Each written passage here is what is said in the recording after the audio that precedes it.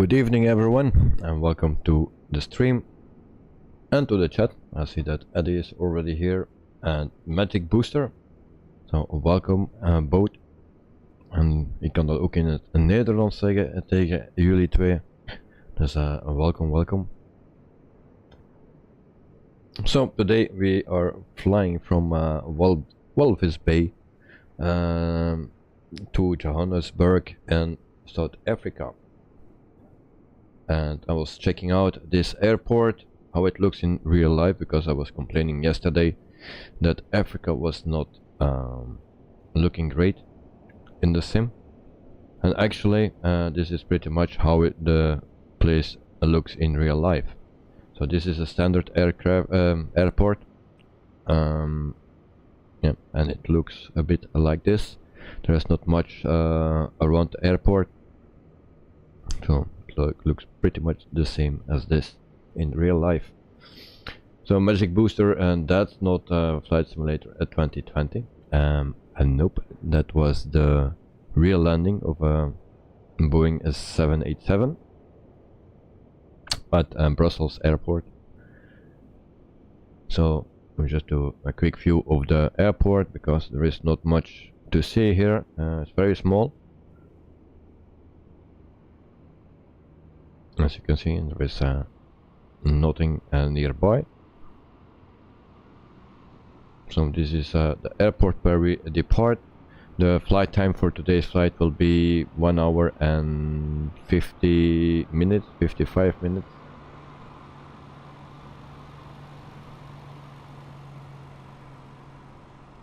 Magic Booster. Je hebt gisteren de Phoenix een A320 gekocht, maar de FMC doet het niet goed, helaas. Oh, ik had geen problemen daarmee. So Magic Booster says that about the A320, but the FMC is not doing it properly. I just downloaded the Navigraph integration for the PMDG. Also for the Phoenix. Maybe that's a good thing to do. If you have that Navigraph, try to download that, the programs that they make to update the FMC of the MCDU for the Phoenix and the PMDG 737. That's a thing that you can try. I didn't try it yet, I just did the update. Tomorrow we fly the A320. So we can try that tomorrow.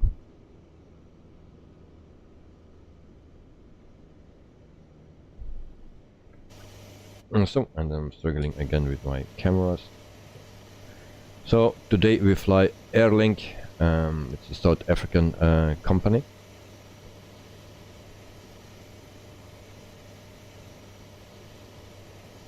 Magic Booster, you're gonna chill in the stream with this on the background. Very nice, mate. Very nice. So in the meantime, the camera is on. Hope the colors are good, because every time the colors are strange. So I need to adjust it every time. Don't know how that comes. So we will try to fly this plane again. I struggle a lot with it. So this will be my third flight. And the first flight was pretty much okay, no problems during the flight. Second flight, I lost 2 engines, 1 and 3. At landing, no landing gear. So a belly landing. Last time, so this is the 4th time. Last time, the 3rd time I flew it. It was okay, but I took more than 1 hour to prepare the aircraft. So I tested today to do it a bit quicker. The first time it worked, and the second time it didn't work. So I still need to use the checklist. Was hoping to find a way to do it in my own way and start it up like an A320 or something. So let's jump into the cockpit. And this is our cockpit for today. I'll also show you the map Navigraph integration for today, and that's not showing. And give me 1 second, and then it should work now. So there we go. So from the left to the right we fly today, and around 1 hour and 50 minutes. And so before we start everything, we need to go to this iPad or flypad or whatever you call it. So we see that we have the shocks set and ground power. Magic Booster, what's your favorite plane? Well, actually my favorite plane is not in the sim yet. That's a DC-3. But from the planes that are in the sim, like the Phoenix, the PMDG, the fly-by-wire, and this one, if I need to pick one of those, it's very difficult. I like the Phoenix, I like the fly-by-wire,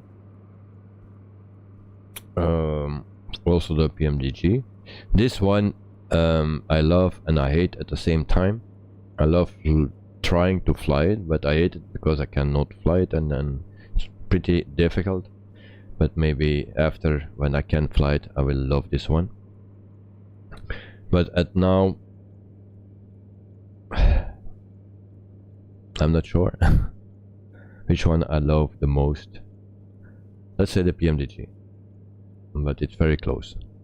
All the aircraft are very close that I just mentioned, except this one. I hate it as much as I love it. But it's just me, because I cannot fly it.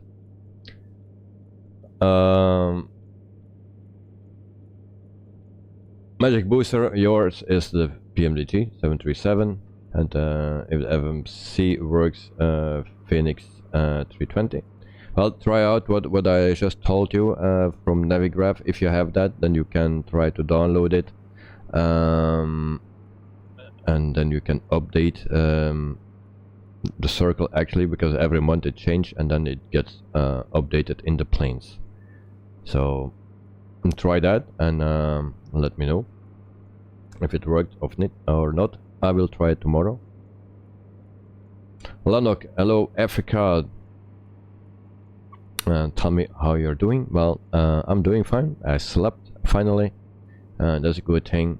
I did some kine today, so my back and my neck is getting better. That's a good thing.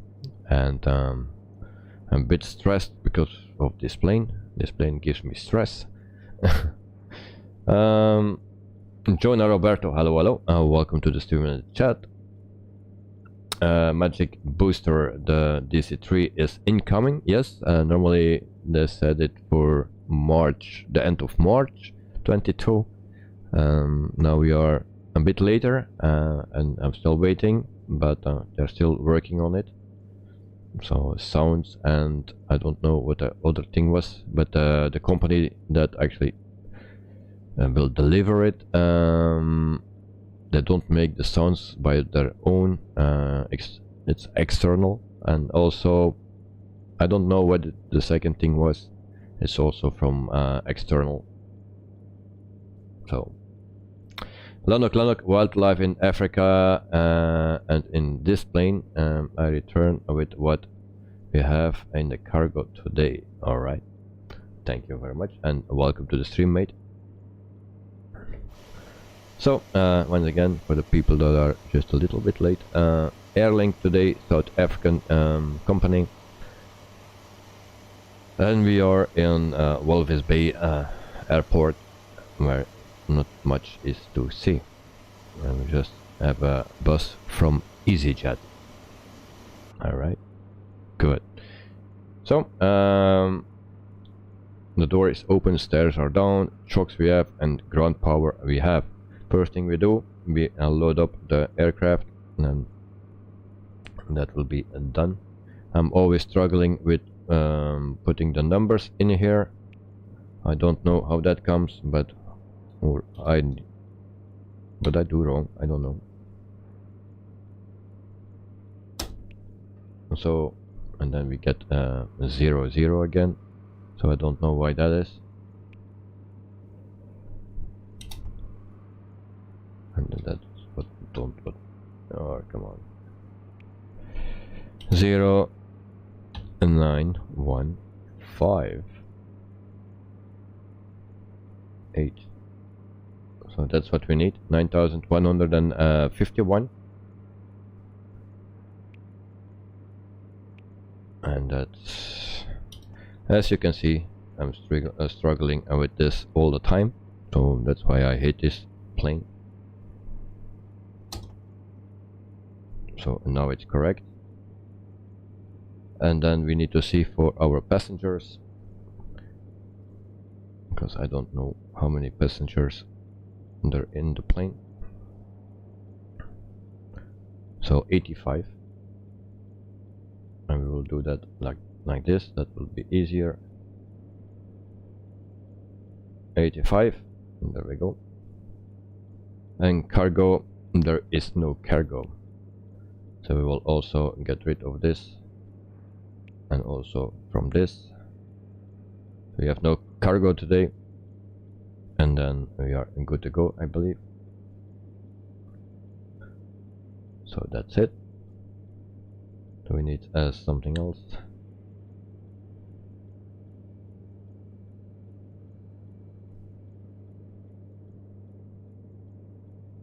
So then we can power up this aircraft, and we do that actually with partly a checklist that I have for it.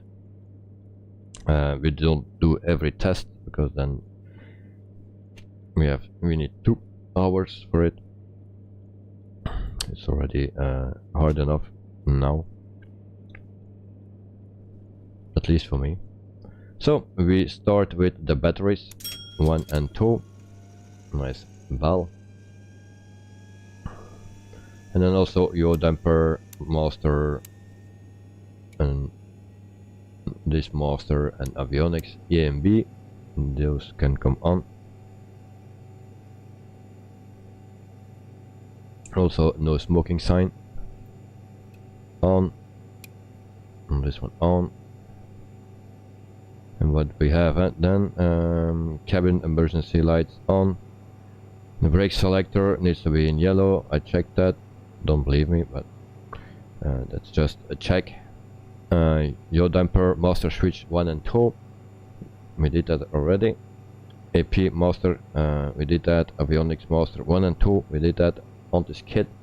That's this one, that's on. Yellow and green lift spoilers, and those 2 are also on. Bus tie AC and DC, and then I need to find it. Those are those 2. Alright. Then standby, those 2 can go on. The galley switch is, where is it, galley?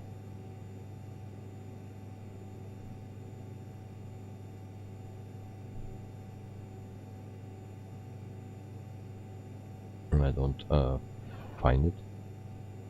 Galley. Where are you? Here is it. And there we go. And then generator 1 and 4 can come on. So we do that. Actually, they need to be off. Alright. Off, reset. So that's done. Then L inner fuel pump.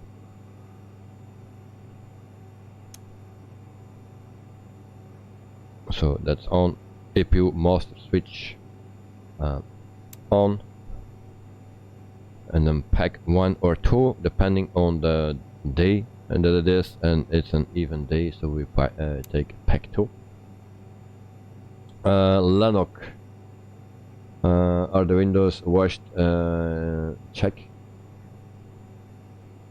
And do we have Coca-Cola? Check. Sunglasses? Check.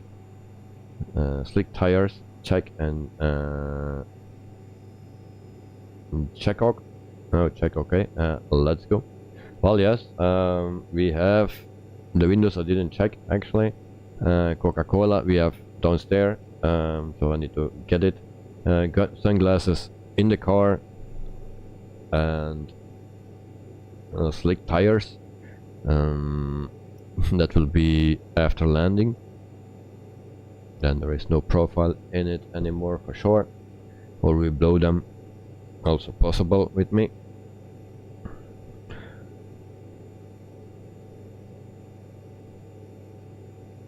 So then engine anti-ice 1, 2 and 3 and 4. So we turn that on. It's a bit weird that you need to turn it on. And flight deck emergency light, that's this one. We arm that. Just arm. Yaw damper 1 and 2. For that we need to be here.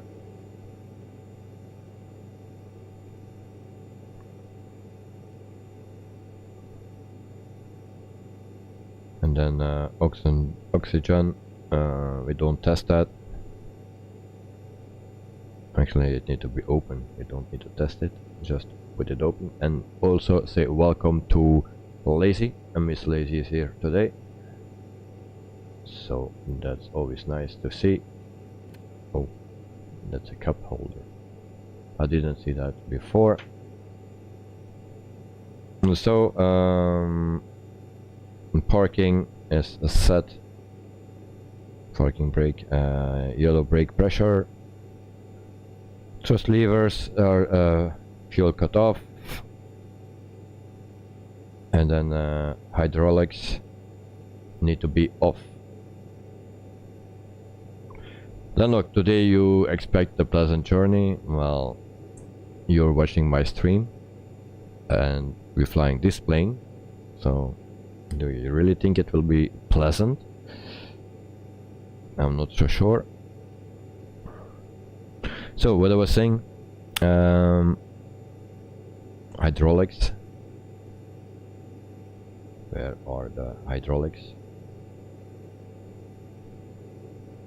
Here. So hydraulics need to be off. Yeah, okay. They are off, I believe. And then the CTR tank need to be on auto. So we put that on auto.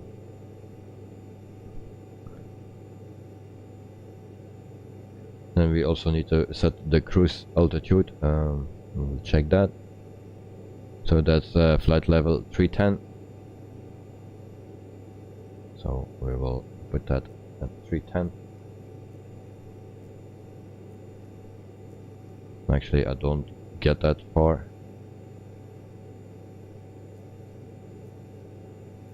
I don't know how I can change that. So then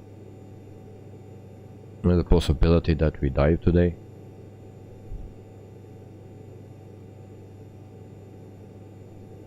Ice detect a switch, that's this one, on, and we cover it again.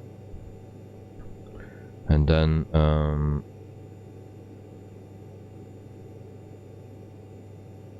fuel, we have enough, I believe. Fasten seat belts are on. And actually I also needed to start up my looker tool. I hope it works. You will see it in a second on the screen. 2 seconds then. Alright, there we go. And then we also see that the temperature is 15 degrees. That's not that much. Lennox, flight time today, it will be 1 hour and 53 minutes to be exact. So you know that it can be a bit longer for me. or shorter, because like yesterday, my excuses for yesterday my PC blocked, everything was stuck, I could not do anything anymore, so I needed to reset the PC, and so I could not stream anymore. It was almost done, but yeah, you know. Chris, hope everyone is doing alright. God created everything. His son Jesus died to forgive us for all doing. Okay, we can go live 3 days later. Ik hoop dat het goed gaat met de kinderen. God geeft alles en zijn zoon Jezus stierf om. Alright. And thank you, Chris, for the information. GH77, hi mate, I'm back in the 146, so we will be a long stream today. Well, yes, it will be. So my excuses for yesterday, the stream from yesterday, yeah, everything was stuck actually. I could not do anything anymore. So, alright, GH77, hope you are doing well, and welcome to the stream, mate. So, flight time 1:53. So let's continue with the checklist, because I need that one. So seatbelts were on.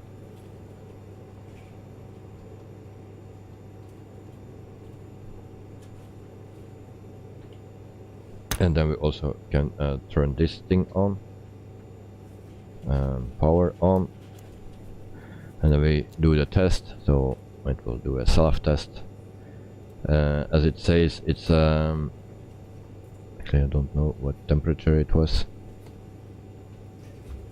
15 degrees. So we need to set this on 15.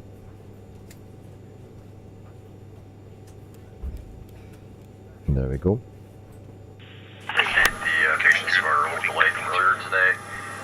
Issue back on our first flight for this plane. Took a little while to get it taken care of. We're doing our best to make it up.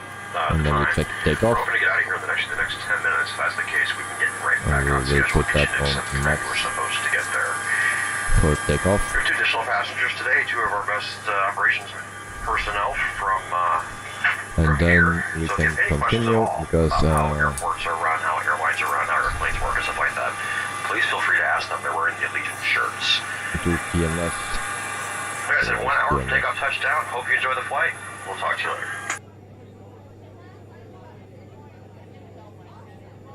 So we can also set the box as that, and then we can turn off the TMS. Also, the flight bars can come on. Yeah, you know what I mean.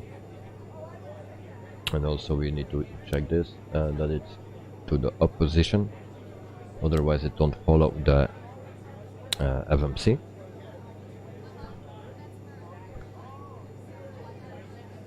And then we can turn on everything else.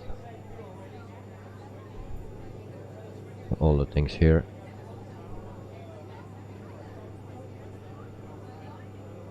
And that need to be the other side. Come on, come on. And there we go. And can we turn this off? On. So standby for now. So I'm so familiar with this thing. That's wonderful. The cruising altitude will be 31,000 feet. If we get there, of course.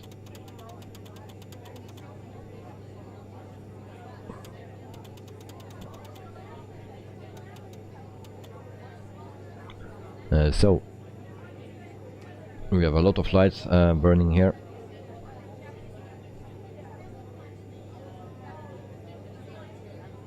And actually, did we start the APU already? And no, we didn't. So we will do that before we continue with all the rest.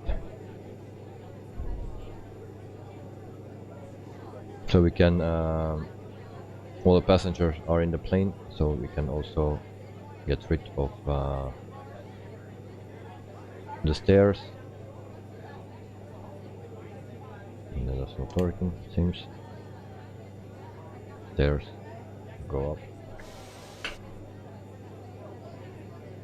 Actually, for that we need the DC pump, I believe. Oh, that's also not working.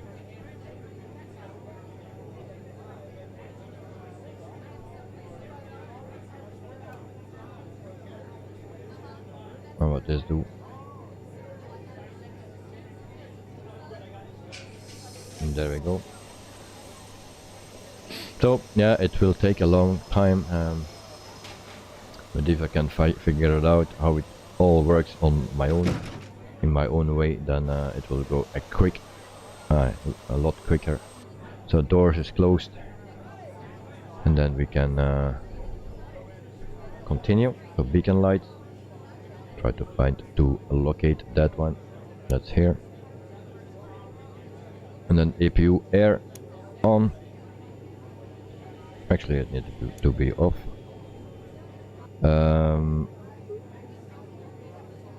Also packs need to be off, so there we go. Fuel pump on 1 to 4.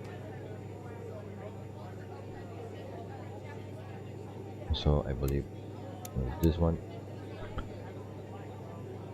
and then start power on normal. It's set on normal, and then start master switch on.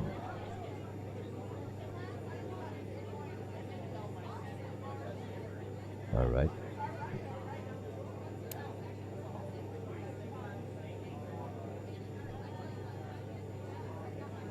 GS77, no stress, we have time. Well, yes, we have time, but this plane, yeah, I'm always looking forward to try it again, but if you are doing it and it's not working like you hope to work at, and then yeah, it gets a bit stressing. But yes, today I tested 2 times to start it up without checklist and just doing my own thing, and the first time everything worked, and the second time I did it, yeah, I forgot something, I think, and the engines didn't want to start. So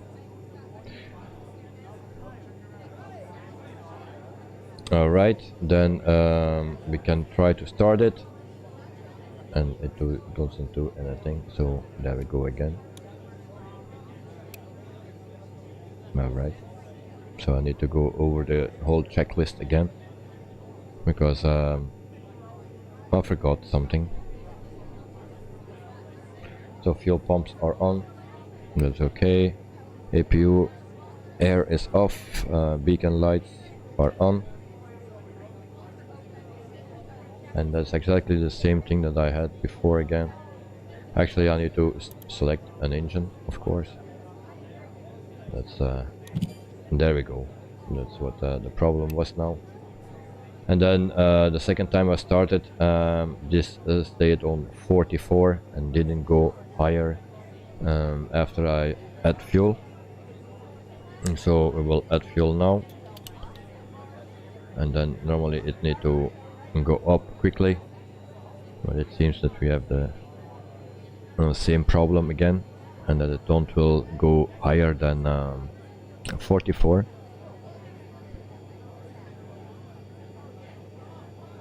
And we have also a red light here, so what that says, no oil pressure, so it's something with the hydraulics now.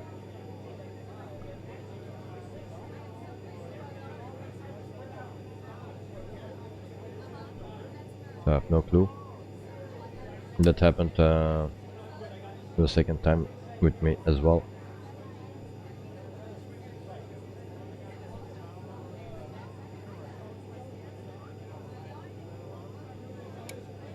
Alright, I have to do with this. Okay, we'll try to start engine 1. Let's see what that do. Look, twice in a short term, stream has hung up. The first time the landing a few days ago, and the second time yesterday, but it does not matter. Tomorrow is a good day. But yesterday it was, yeah, a long time ago. But what you are saying, the first one a few days ago. Actually, I don't remember that one. But yeah, I did it frequently some weeks ago. I still didn't find what the problem was, but then it was running okay. And now, yesterday, yeah, everything was frozen. Yeah, suddenly. Normally, if I had normal problems, then everything was going slower at my PC. The stream will be ended, of course, but I could still do something on my PC. Now I could not do anything anymore. So I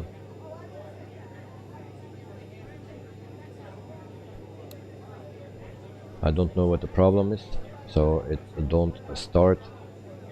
So we turn it off again. I don't know what the problem is, so we need to go back over the checklist.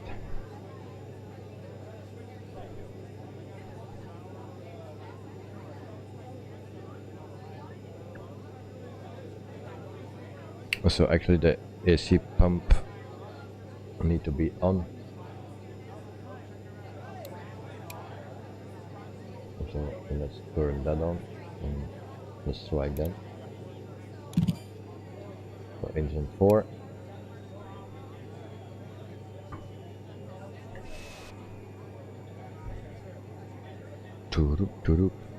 And actually the fuel is still open, and I didn't open this one. So let's try now.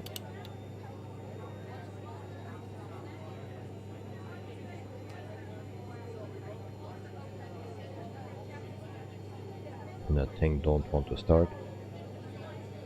Alright. If someone has a clue what I do wrong, then let me know. But there's something to do with the fuel, I believe.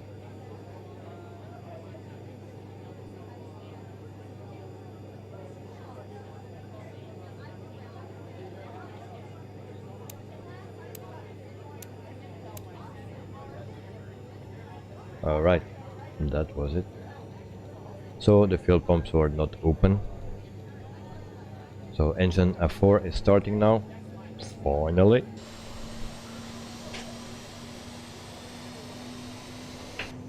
And then we also need to set our FMS or FMC or whatever it calls here.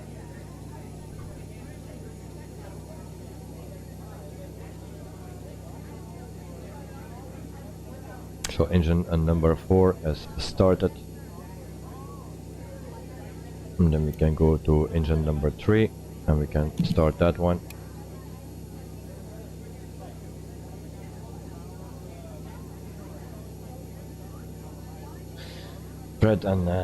Wait and do it right. I'm trying to do it.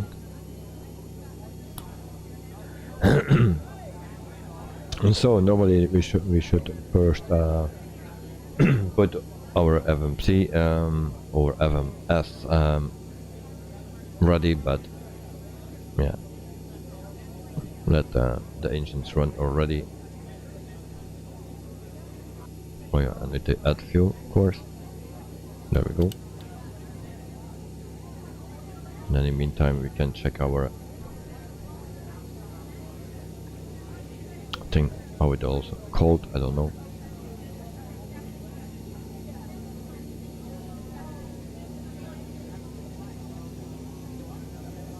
And so we go here. Airport, I cannot put that in, I tried already, but that is not working. So a flight plan, we can go to this page and then the next page, and then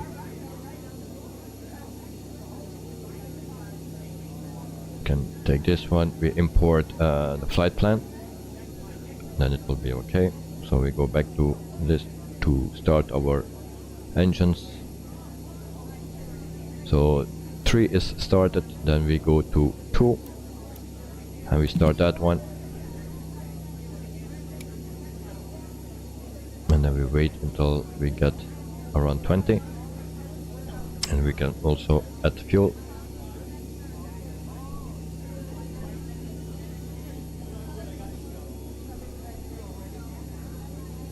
So we can add fuel. Number 2 is starting.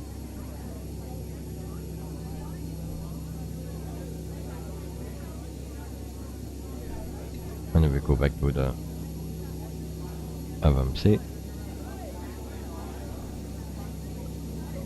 Toodop.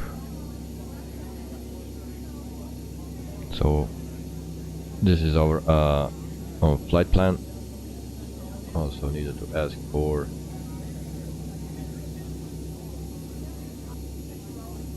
departure, taxi to the north, I believe. Walvis Bay ground Airlink 110 with Oscar request taxi for takeoff. Normally it will be runway 9.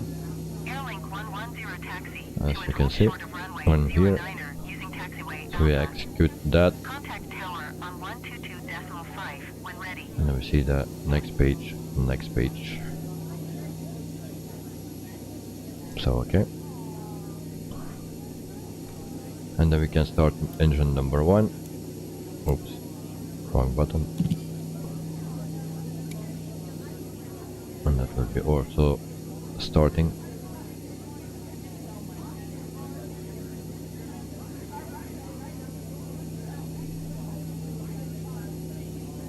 And then we also add fuel. Airlink 110, please acknowledge. Yo, can you wait? Taxiing hold short runway 09er. I'm via busy. taxiway Alpha Airlink 110. Alright, so we continue here. Departure 09. We don't have anything else. So execute. And then we, for arrival, it will be runway, I believe 21 right or left. Right, yes. And so we go to the next page. ILS 21 right. And then we need the second page.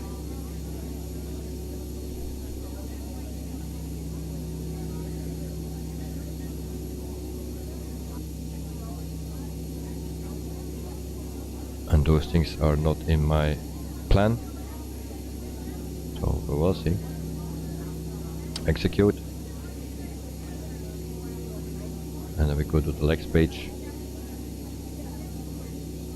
and then we check the legs.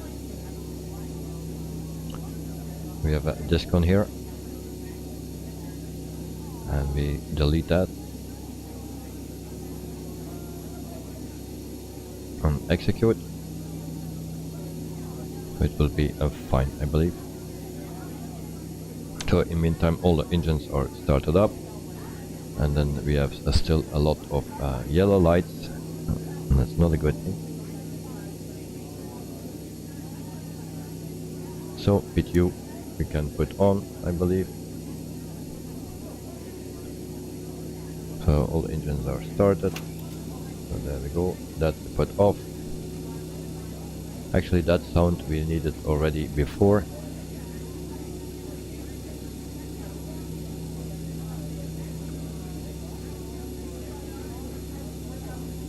So start selector off. We can put that off.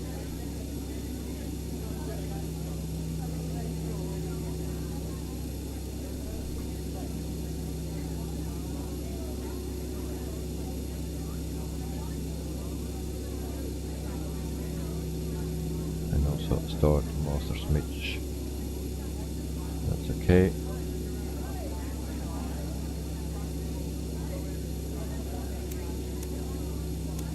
And those things can come on, so that will be already alright.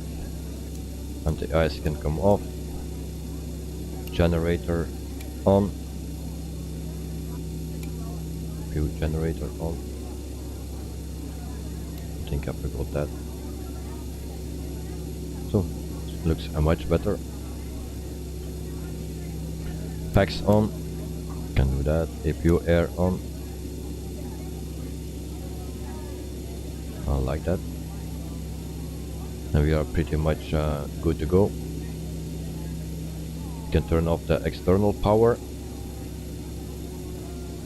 and also the shocks, and then we are pretty much set up for everything. LNAV, VNAV is not working,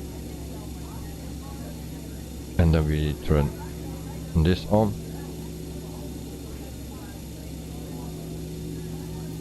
And there we go. And then we put it on takeoff, max power.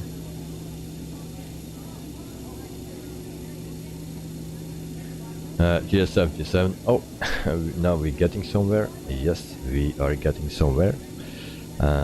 It's not a guarantee that we will find actually getting somewhere and that we will move or that we will land somewhere. That is not sure yet, but we do our best.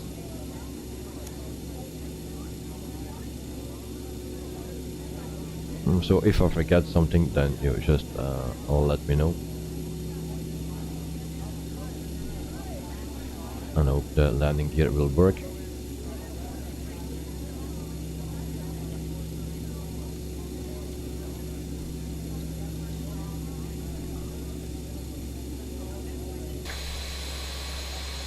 And we are actually ready for pushback. So we will do that. Request pushback. There is no Once again, ladies and gentlemen, good pushback afternoon track. and welcome on board. Well, we want to ensure your trip on the Legionnaire is a comfortable one. Our primary interest is in your safety. With that in mind, please remove the safety information card from the seat back pocket near you and follow along to demonstrate the safety features of our Airbus A320. Our aircraft It's an is Airbus, equipped with 8 sorry. clearly marked exits. This includes 2 doors in the front, 1 on either side, 4 overwing exits located at rows 12 and 14, and 2 doors in the back. Each door is equipped with an evacuation slide, and all exits are clearly marked with a red and white exit sign.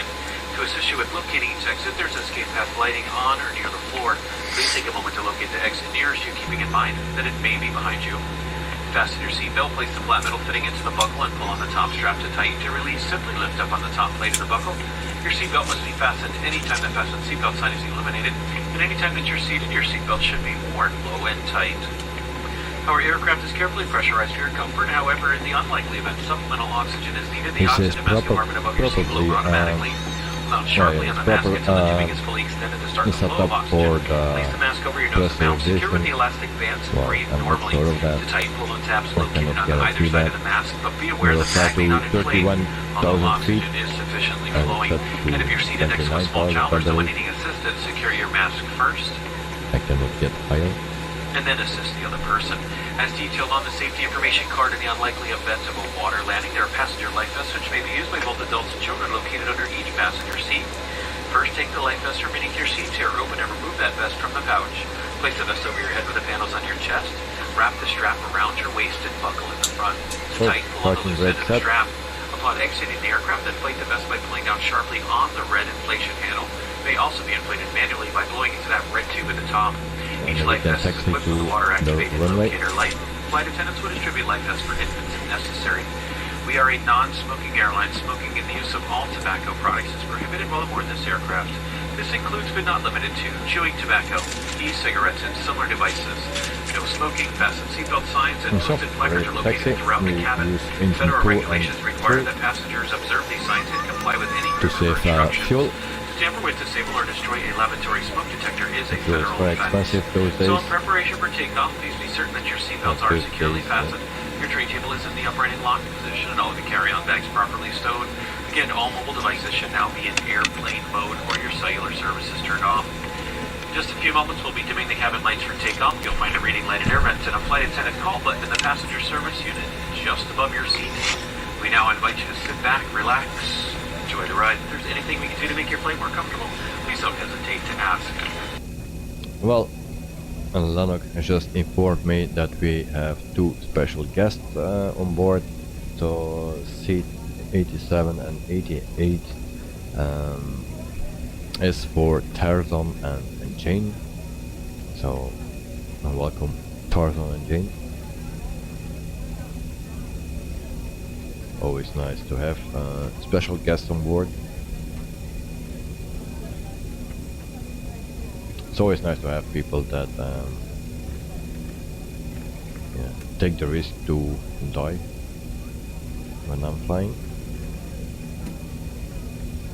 because mostly with this plane we'll do belly landings.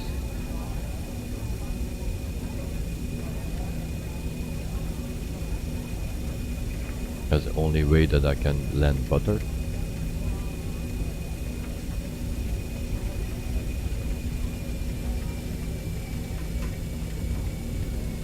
So we hold short here and then can Miss Lazy do her thing. Walvis Bay Tower Airlink 110 ready at runway 09er departure to the north. Airlink 110, altimeter 30.03, wind calm north departure approved. Cleared for takeoff Wait, runway turn that 09er. all on. Forgot this Cleared one for as takeoff well. runway 09er Airlink 110. And there we go. My son took off with this plane after the first time I set it up properly, and we didn't make it. But he was pulling a bit too hard on the yoke, and so we stalled and we crashed.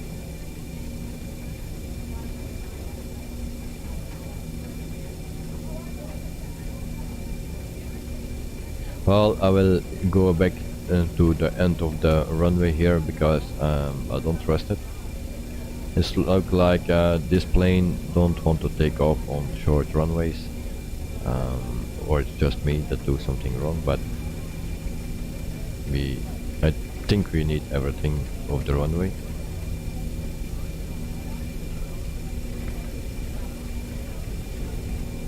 And so we will make a nice turn here. And then we are ready for our adventure, because that will be an adventure.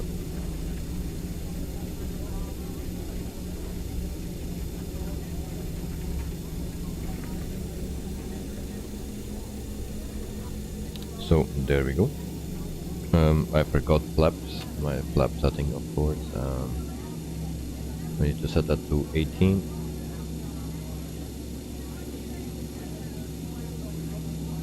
Let's just check here.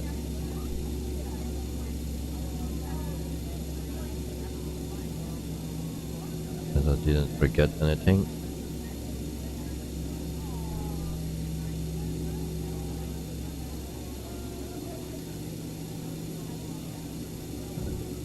Okay, so we are ready. We can already put that on.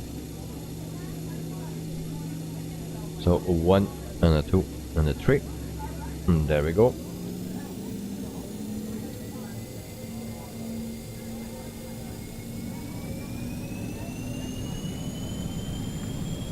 Very slowly.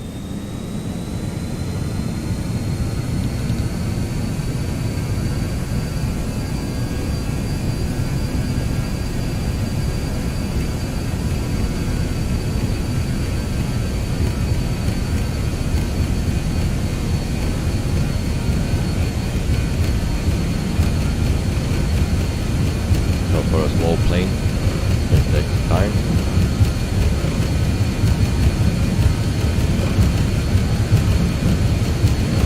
So, P1 or rotate. And we have a positive rate of climb. gear up.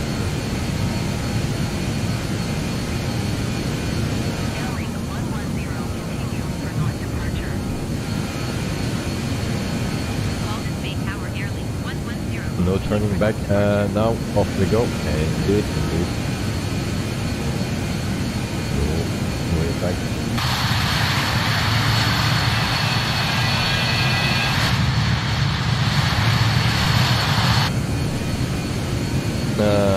Then Alex, which fuel are you using?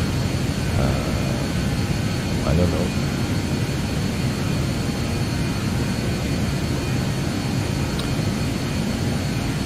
I don't know what they put in those days for fuel. The only thing that I know is very expensive. Walvis Bay Tower, Airlink 110, frequency change. So we can Walvis Bay approach get rid of the flaps. is type British Aerospace Avroliner, 3 miles northeast of Walvis Bay, south of 700 feet. Lanok, very good. Toward 10 on 10.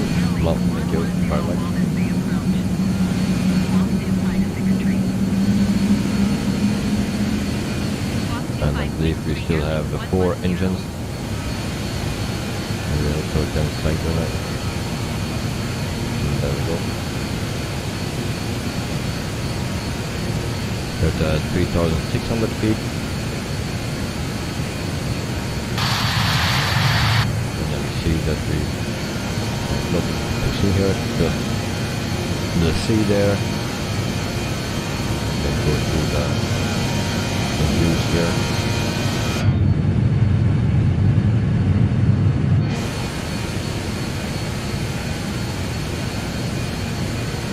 Aviation kerosene, of course, yes indeed, but you never know with those prices.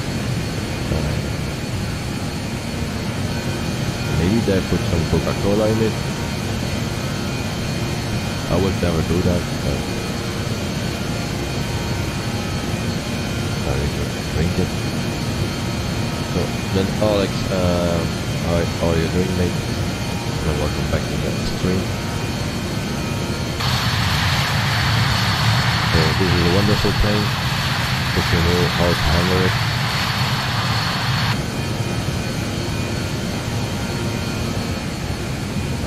So keep an eye on my speed. So for now we're doing well, 7,000 feet. I just hope that we're flying into the correct direction. We have to check that.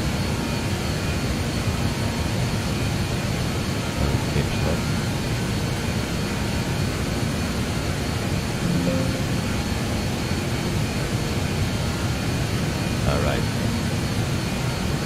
We are not flying in the correct direction. That's not good.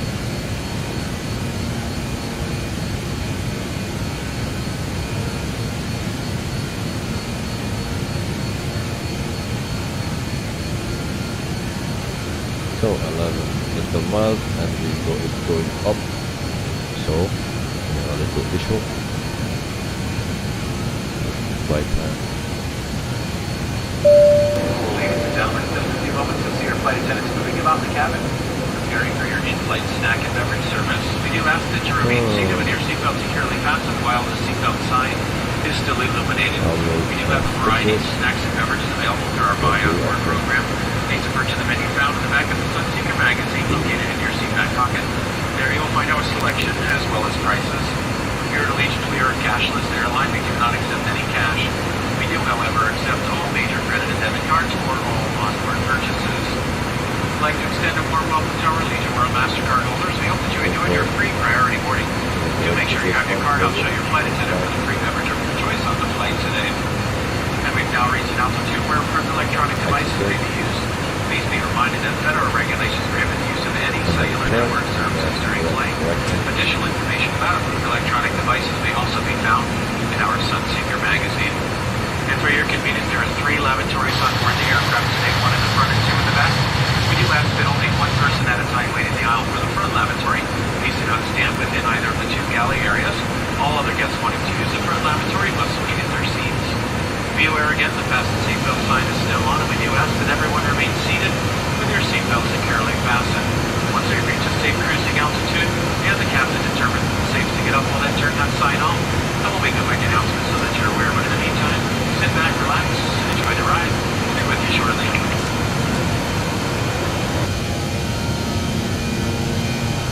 So we're just burning a bit more fuel than was needed. We're at 14,000 feet, so all those lights can come off that I didn't turn on.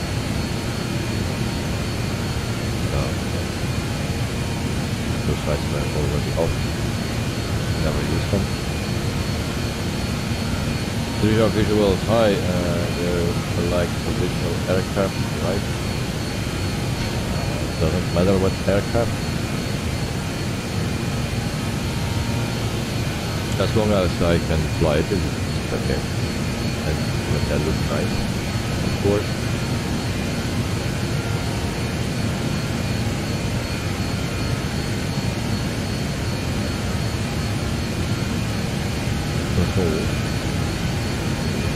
Okay. No worries here. And hopefully we will get into the right direction. Same time.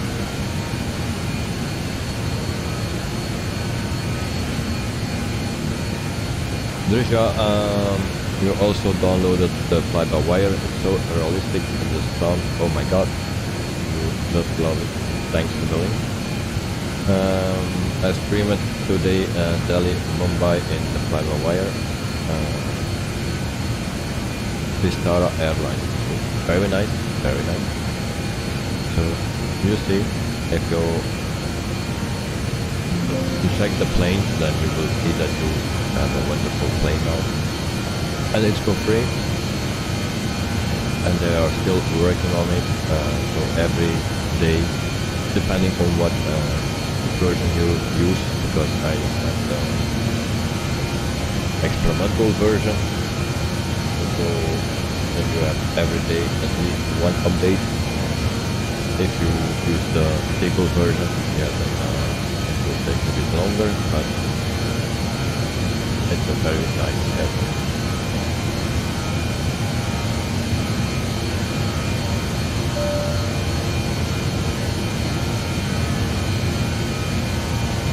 And then Alex, are you planning to use metal systems in America, or will you always feet and knot?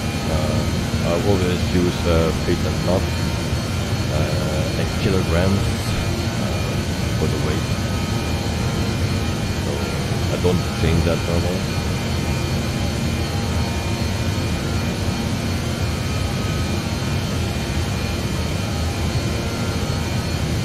So that's something where I stick with.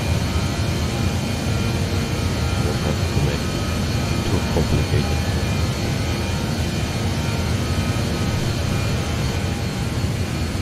So in the meantime, 19,000 feet.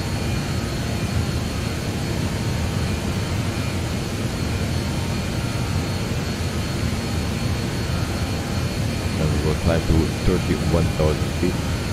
I will also show you Navigraph. So we are not on course yet.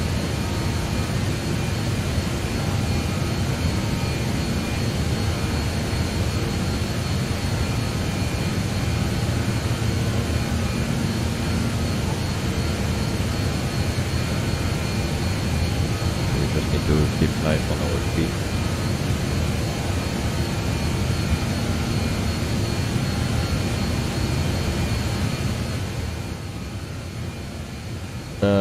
Lanok background sounds are loud, okay. Thanks. I'll put it a bit lower. If this is better, I'll let you know. Drija, bye bye, good night. Have a wonderful night, Drija. I'll see you next time.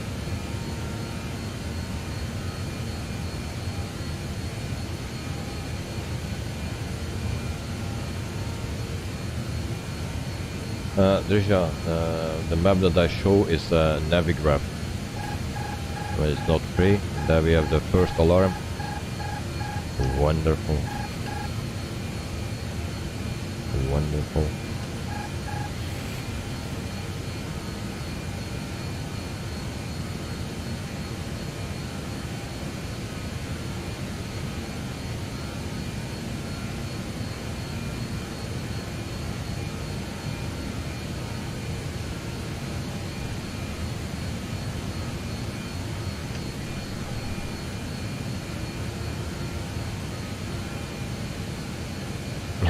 Look perfect. So that's Navigraph, and that's not free. If you want a map, then you take a little nav map.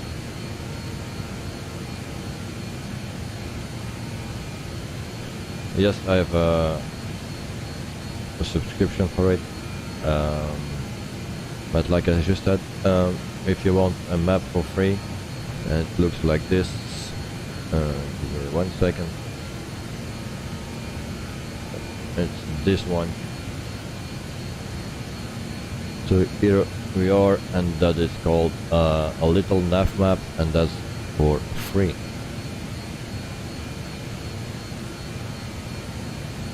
So yeah, okay, bye bye.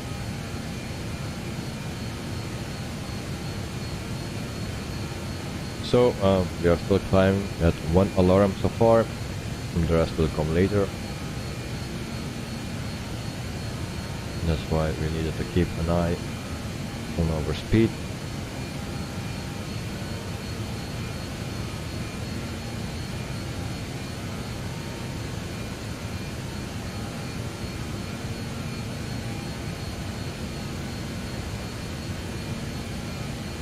Then Alex, is it true that half of the population in the US doesn't know where its capital of Washington DC is? I don't know. I'm not from the US, so I cannot answer that.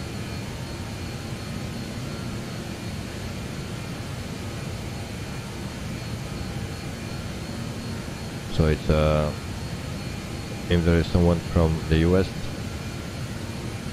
and then maybe that person can answer that.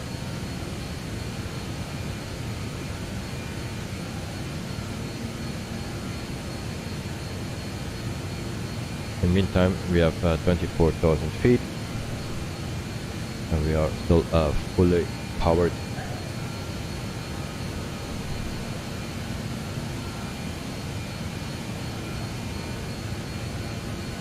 And we are going in the correct direction, so that's already is something. Very happy for that. And see the external. So if the sound is still too loud, then let me know. We have got the lights on. We have to turn that off first. And this one.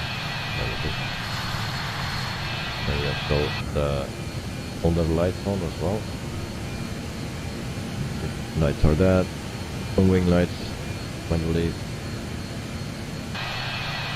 That's better.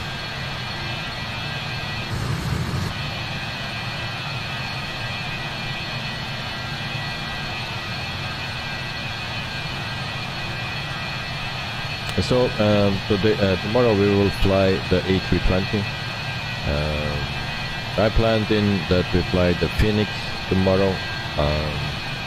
But if you want another plane, like the fly-by-wire, it needs to be an A320. But if you want the fly-by-wire or the Phoenix, I'll let you know in chat. Then Alex, where are you from? Sorry, I was thinking you are from America. Nope, I'm not from America, I'm from Europe. And the country is Belgium.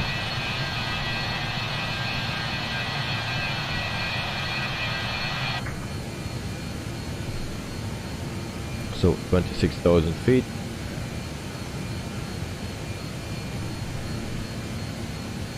And also I think we will land again manually, like always.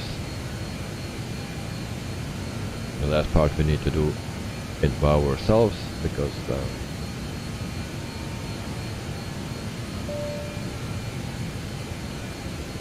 plan will be not correct, I believe. Landlock all sounds perfect. Oh wow. And we are perfect. Then I need to remember this setting. And so, okay. Thanks very much, mate.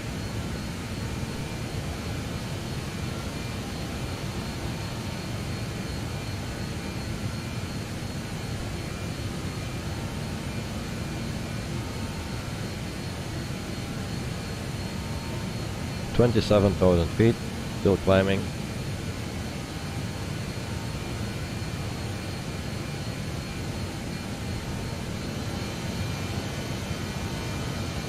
And the windows are a bit smaller here than in the 737 or the A320 or 330. The views are also not that great because engines are in the way.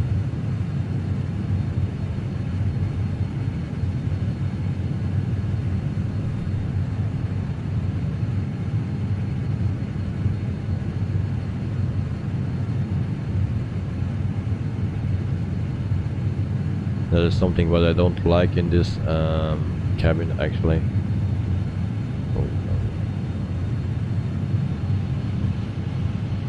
If you see, the textures are not that great. And some people don't need a cabin, others like it very much. But if you give a cabin, you should make it a bit better than this. Looking ugly.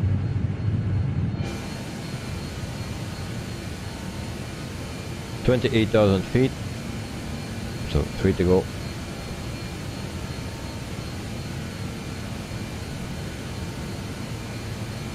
And then we can go to our cruising mode. And last flight I figured out how to do that.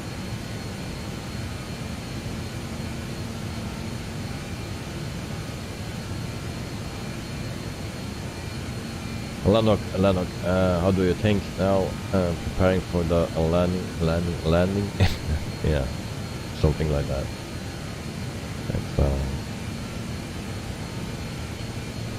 Yeah, we will see. I will not think about it yet, but we will see.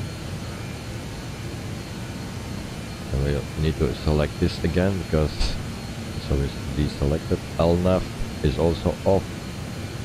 Great. Sean, hello Witterballs, hope you are got some sleep. Well, yes, I got some sleep. That was wonderful. So after the stream yesterday, when it crashed actually, I went to bed and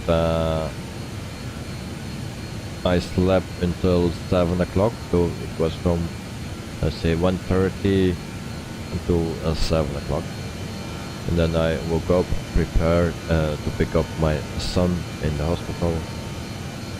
So, yeah.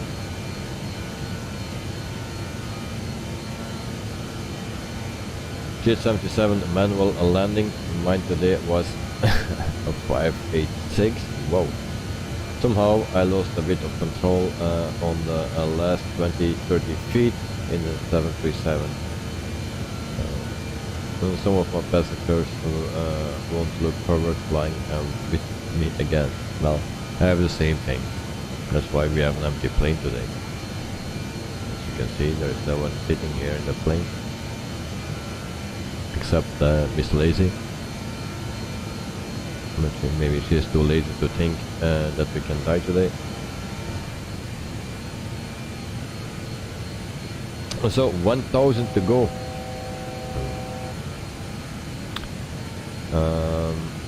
Are the windows clean, Lennox? Didn't check actually. Around the windows the textures are awful, so that's not good. El Bapino 65 Hotel Echo Lima Oscar from France, cheese and wine as usual with peanuts. Thank you very much, mate. I hope you had a wonderful day today, and thanks for joining us.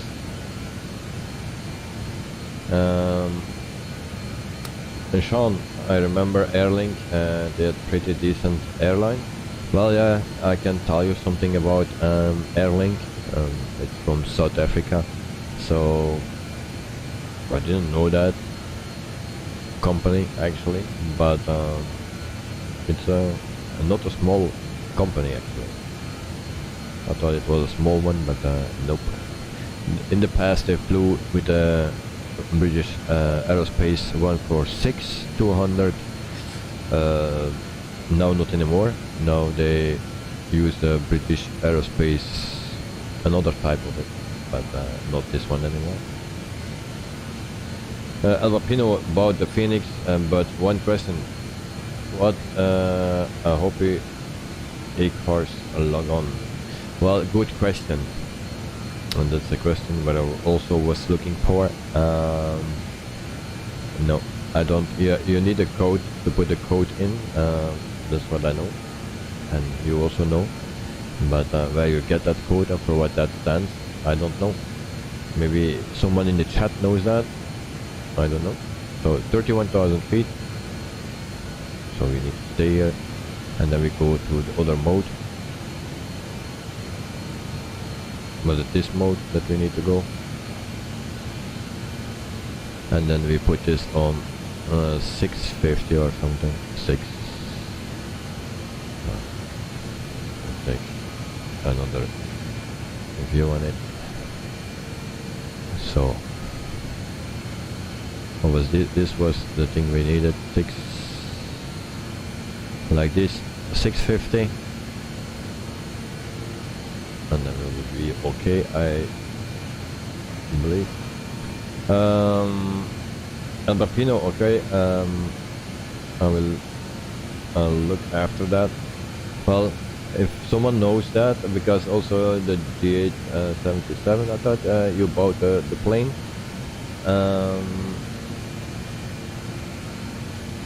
Who was that bought the plane?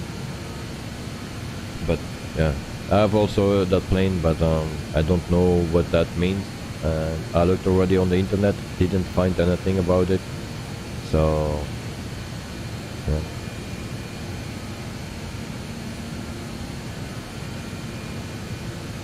Below that you have SimBrief, yes. But the other thing, I don't know what you just said.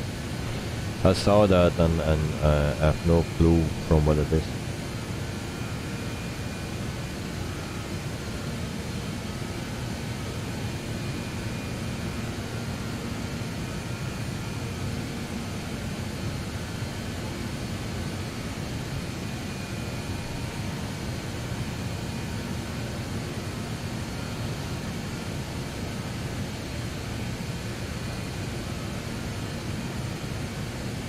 Sean, A320 sim pilot said not to worry too much about it. He said Hopi is used to communicate with ATC without talking on VATSIM. Oh, okay. Okay, thank you very much, Sean. Alright. So now we know that we don't need to think about that. I don't fly yet on VATSIM. I hope to do that in the future when I have more time. I need to organize more the things so that I can also do other things on streaming and learn to fly better, learn to do with VATSIM and other stuff, so we can do that.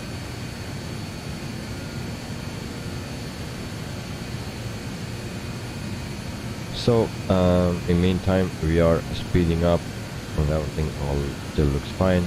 I expect an alarm within 5 minutes, and then we see.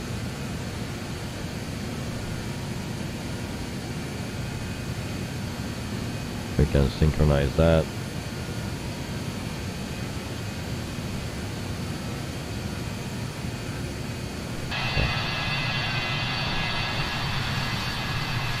Lennox, we have big problems with Tarzan is Caroline with the Jane.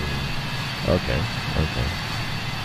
Now we have one problem, the windows are not big enough to throw them out. So that's one problem.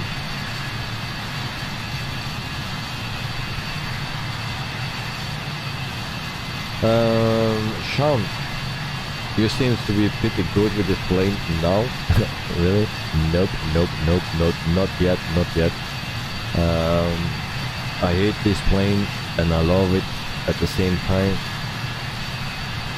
It's a bit of a challenge for me to fly this, but it gives me stress when you cannot start it up. I have still a lot to learn for this plane. Today I try to start it up in my own way and not following a checklist or a standard procedure, just my thing. And the first time is always beginner's luck, and it worked, so no problem there. Second time I did it, it wasn't working. Today within the stream I was also using to make sure that everything will be correct, using the checklist, but still my engines didn't want to start. Then I found out that it has to do with the fuel, and that will be probably the same problem when I tried to do it on my own thing, that I put the fuel pumps in the wrong direction. Sometimes it's not clear when it's on and off, what side you need to click it. So it's a bit confusing, but I'm learning this plane, and I like it to learn it, but yeah, I need more time. Outside the stream I don't fly much, just today a little bit, and then when I started up the first time, my son took off, we stalled and we crashed, so I needed to do it again, to start it up again, and then it failed, and then I gave up because I was spending too much time on it. Jet77, I found the website a few days ago and I looked at it, but even then I was not entirely sure what it exactly do, but I am fine with the simulated ops method. Okay, very nice. Alvapino, it's in product configuration. You have first to check and uncheck the streamer mode. Under that you have the hobby card code.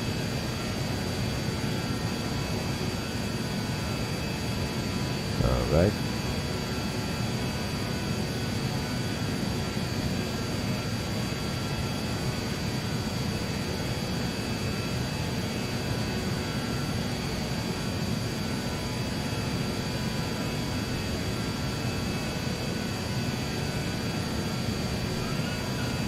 Alvapino is the last render display on. Thank you very much. And guys, now you will hear the wonderful sound, the best sound in the world. Ah, there we go. Sorry about that.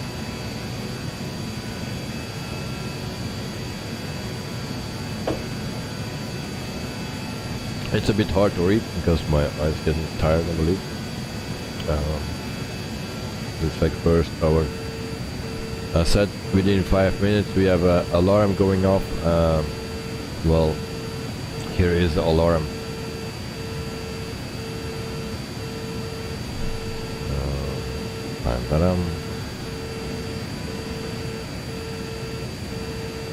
Now I know what the alarm means, of course. So there we go.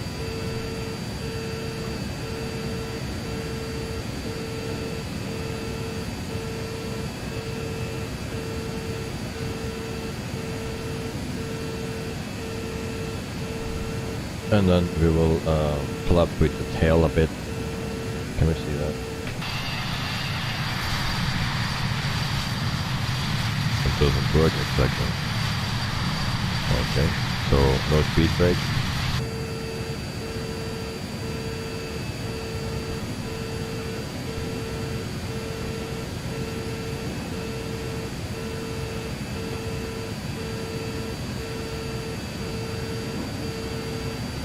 Why this is all still at max power, because I didn't select that, of course. And there we go.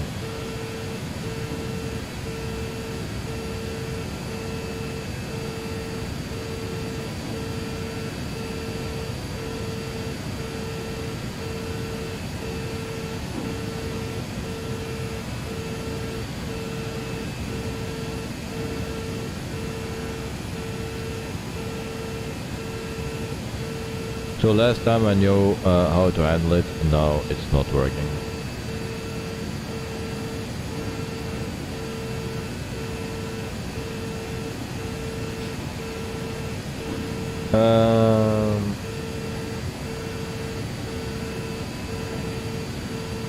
Yeah, we just let them slow down a bit and we ignore the alarm.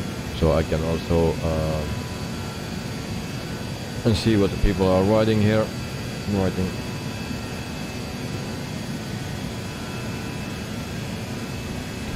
Alberpino, you said the last running display on and you need to apply.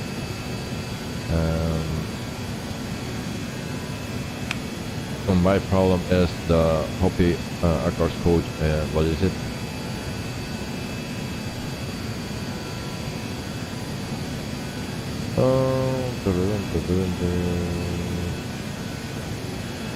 Well, I cannot show you, but we fly tomorrow. We will fly the Phoenix A320 in Azerbaijan. So I'll try to explain and to show, and maybe we can together solve some problems or things that are not clear. So we'll do that tomorrow. Elliot, hello, I will be back in 20. How are you? I'm fine, I'm fine, thank you. I hope you also are fine and that you had a wonderful day today. Lennox alarm means you have a problem, big problem, and good luck. Yeah, thank you. It's still going on, but you hear it less now from here. That's always a good solution to go away from it. And then you don't damage your ears. Sean, so many gauges. Yeah.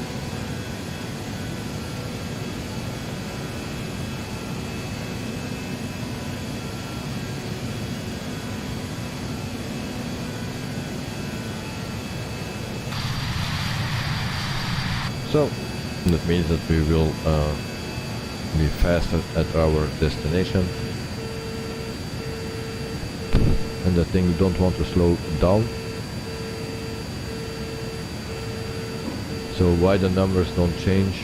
Now it's changed to 600, so it needs to slow down now. I need to click on here for that, it seems. So we will slow down now.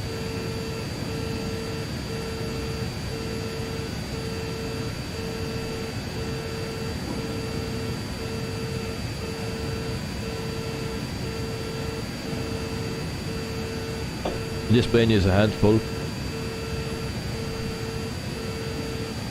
but I think if you know everything about it, you can control it very easily, and it's a joy to fly, I believe. That's why I'm looking always forward to fly this one until the moment I need to do it. Then I'm starting to shake because it's not my best friend.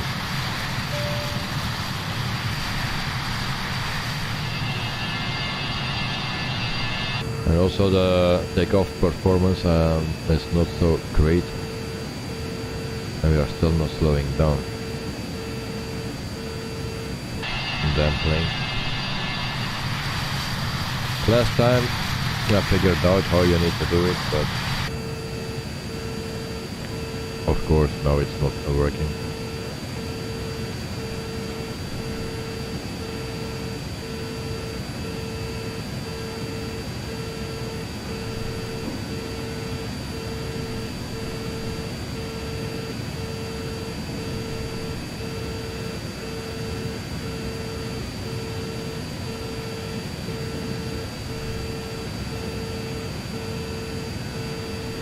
So that thing is just doing its own thing and don't listen to me.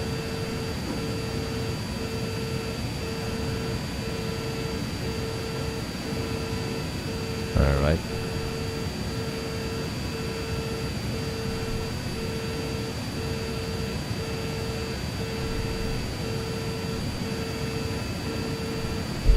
so then we put the throttle a bit down in the hope that we get rid of that alarm.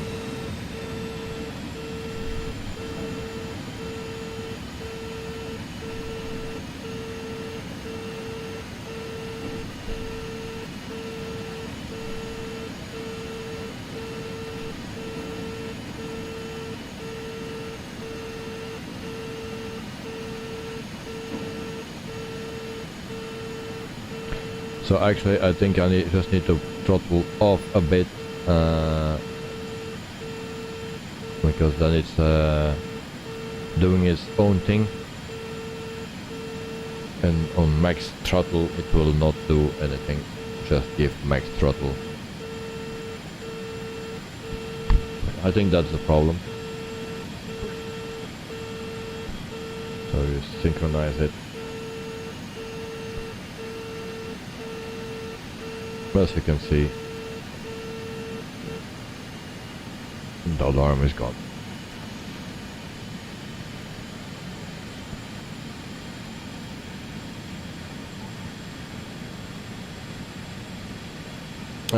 Sean interviewed to work for British Aerospace but didn't get the job. Oh, that's sad to hear. Yeah. Then you could teach me how to fly this damn thing.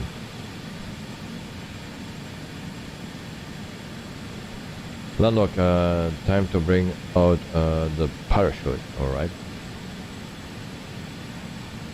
Well, we solved the problem, so we will get another alarm in the next 15 minutes or so.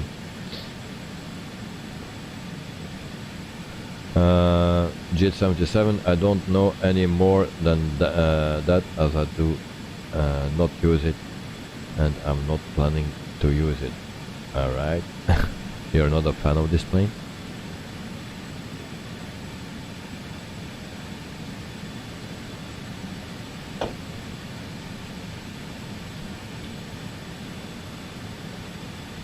Well, I'm not a fan of 4-engine planes.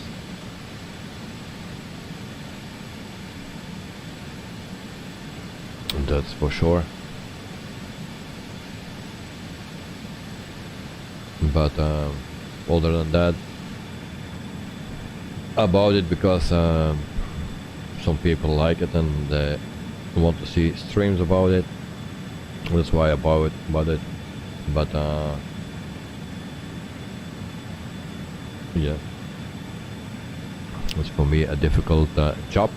And Cheech, I mean, about Hoppy, of course. Alright, I understand.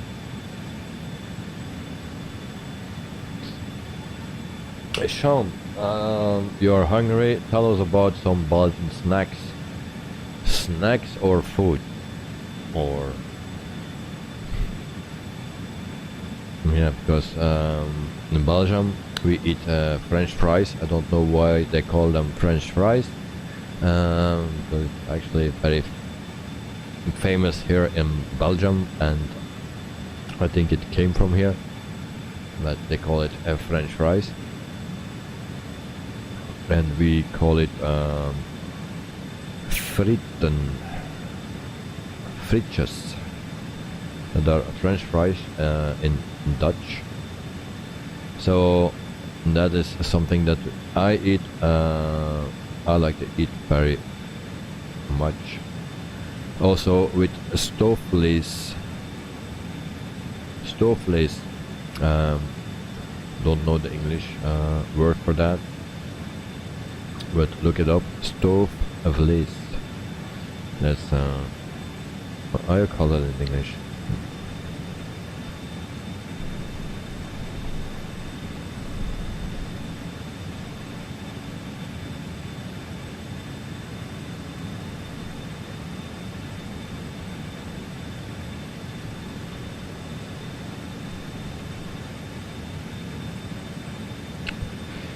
Beef stew. Well, that's a simple thing. Beef stew. That's a stoofvlees. That's something that I like very much. and then you put mayonnaise on it, and it's wonderful.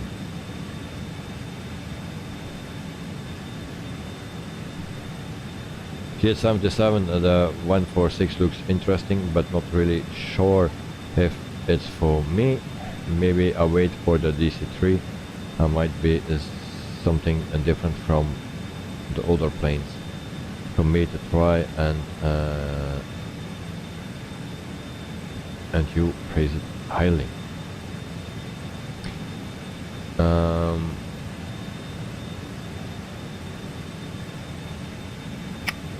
Yeah, about the DC3, I like the DC3 because it has some history.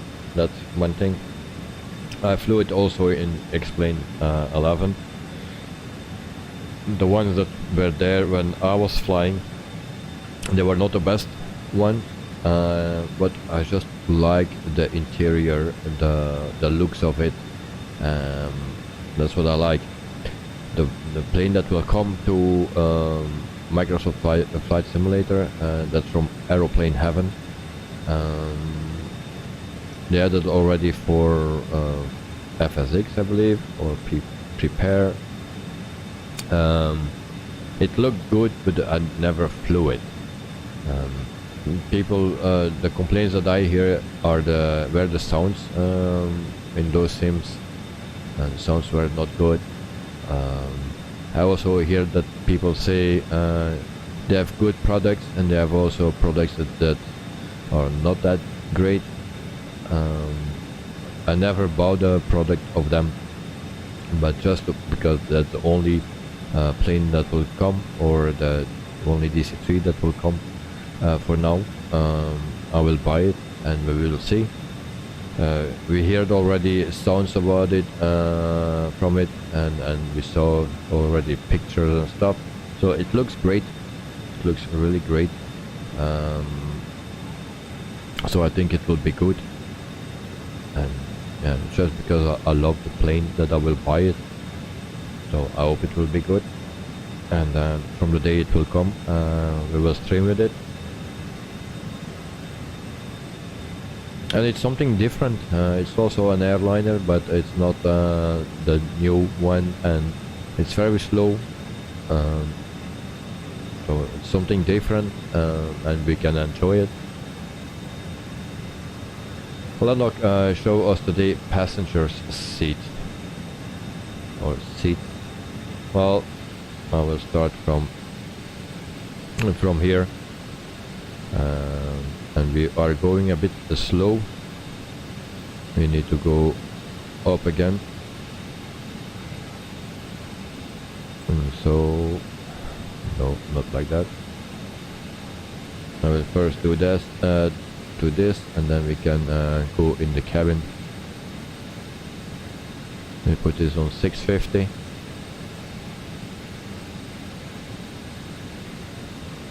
And why it's not changing? Oh, I said 650. Now we will fall out of the air. Wonderful.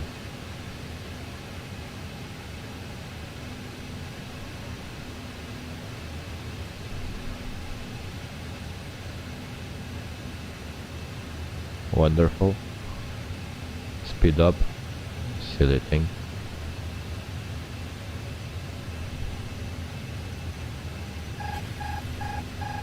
Okay, there we go again.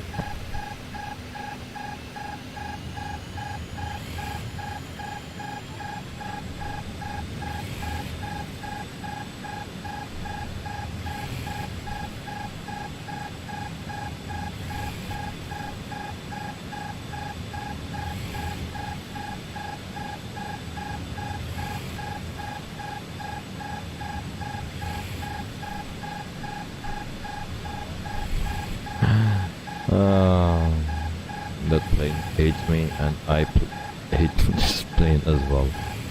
Come on. Alright, then we go back to full power.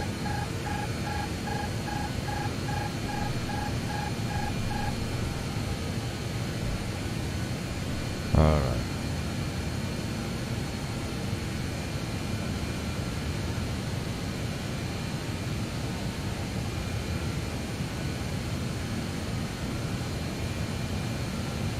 So now why we are climbing? Don't need to climb. Oh yeah, we need to climb, that's true. Okay. Come on, come on, come on.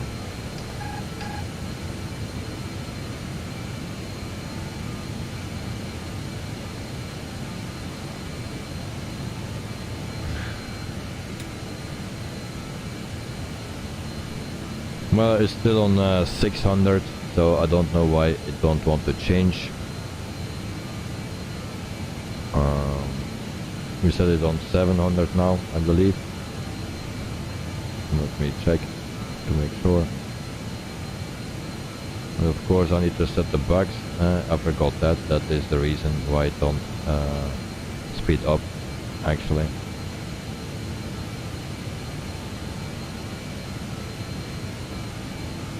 So we put it on as this is 750. So we put it on 700. That will be okay. So 700.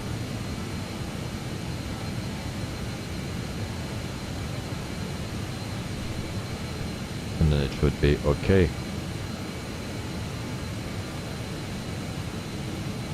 So we are back at 30,000 feet again. And now I hope we can speed up.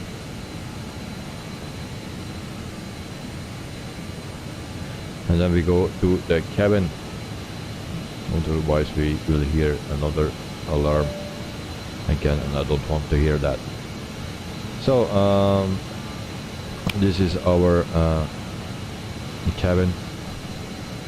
These are the seats. The seats are nice, but also you see those. It's not round. Yeah, the windows are ugly. I need to say how it is, or how I see it. The windows are just ugly. The side panels here, they're just ugly. And so I hope they do a better job in an update or something. You also see here that something is not right. Nothing works in this cabin. And then we go to the back.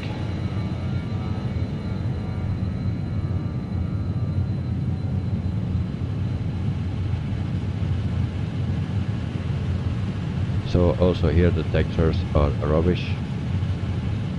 This door don't work, so if you need to go to the toilet, then you need to wait until we are on the ground. Also this door is not clickable. There are some things that I'm missing in X-Plane 11. With some planes it was all working from the inside. This is not working. Of course we will not open it when we are flying, but also on the ground it's not opening. With no black spots. So actually the cabin, we have a cabin. We can already be happy with that. But I think the textures will be better.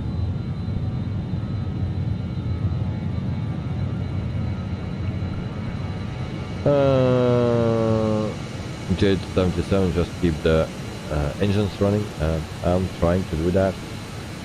It's always a hard thing to do. Then we have Sean Pan. This is Air Link flight 222.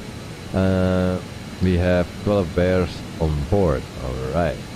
A Lanok above the foot pedals.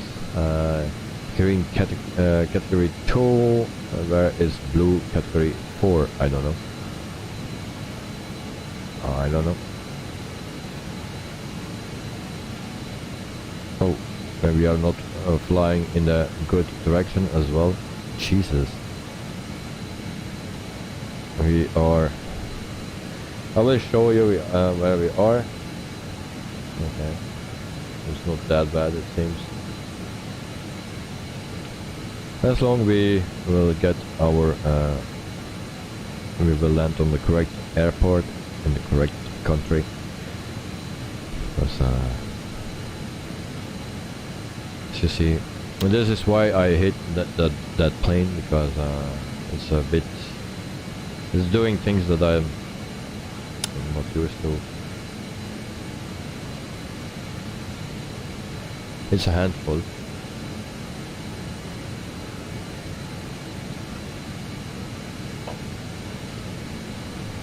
But I think in a stream of 30-40 with this plane, I will know the most of it.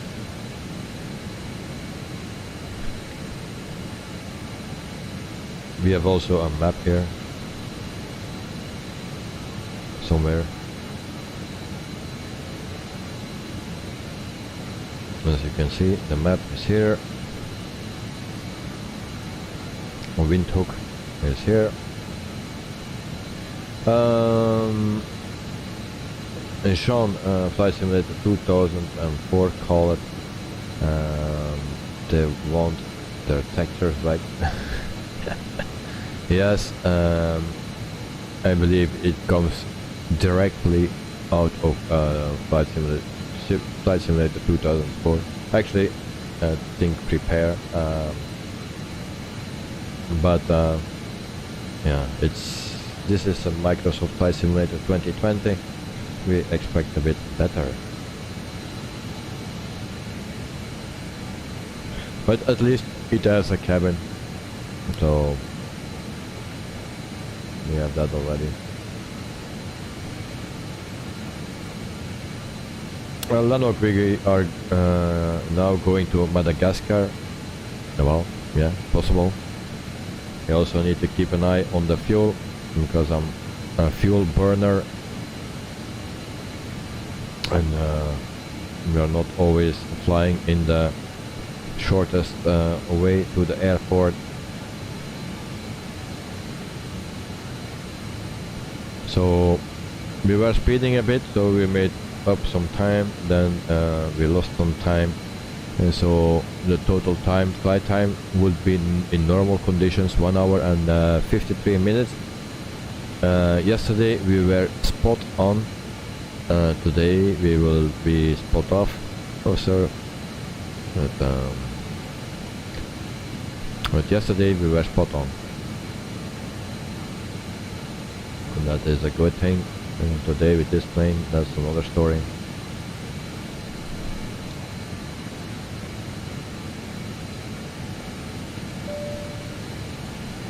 And as you can see now, select 700, and we are at 700 now. You can also see that here it's just synchronized themselves, because I turned that on. And then this is the descent button for when we ever need to do that by ourselves to descend. I think most likely we will fall out of the sky automatically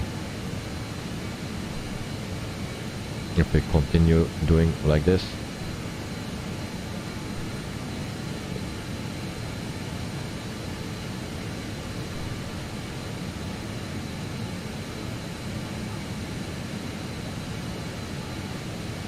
So today we have no beer, we have Coca-Cola again.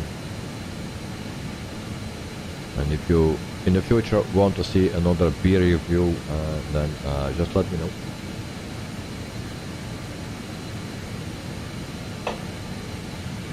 But I don't drink everything, like brown beers I don't drink, so I cannot give it a review of it, because I will say it tastes like shit, because I don't like it.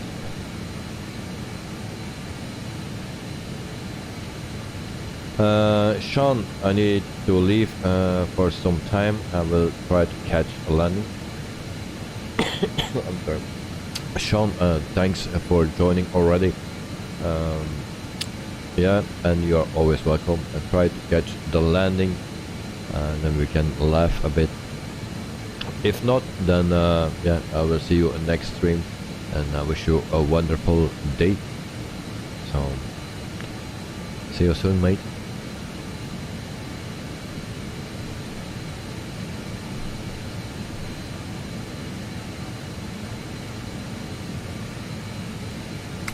Lanok, refuel in the air, it will be something. I already needed to do it once. I needed to cheat, otherwise the flight was over. But that's why I always use some extra fuel. I put always 2000 extra on board. Also today. Normally we need only 7,000 and a bit, and now we have 9,156 on board. So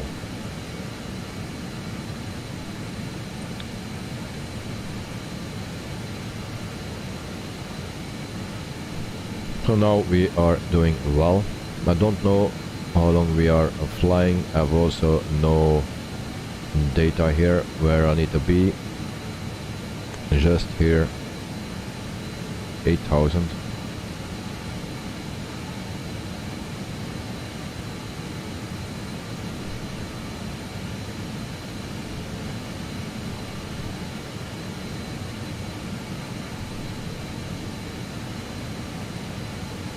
So we will see that we have other things that we can use or abuse. So mod set, so it's a metric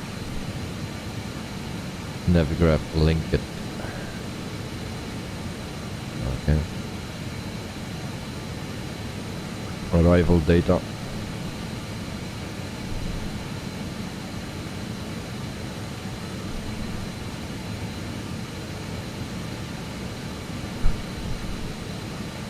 So I'm not sure when I need to come down, when I need to start our descent, and I will figure out that later.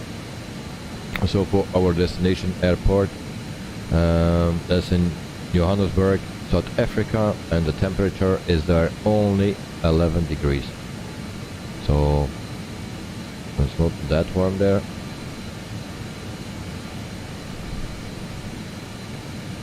And we are almost halfway.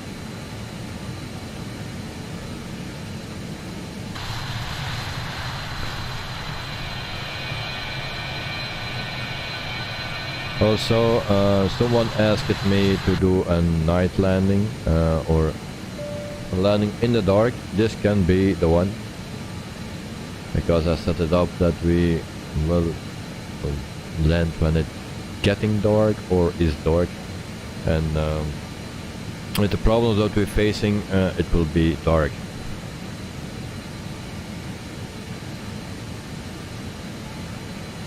So one thing I need to do is actually find the knobs for the lights.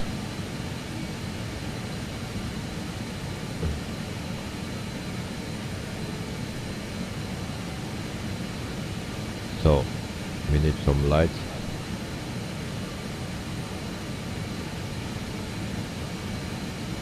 Actually, I don't know where to find them.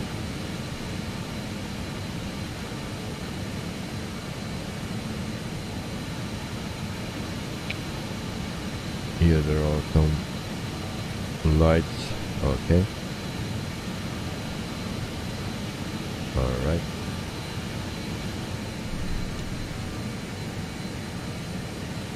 So I don't know who was asking that yesterday, to land in the dark. I was actually planning to do that tomorrow, because I fly then the A320.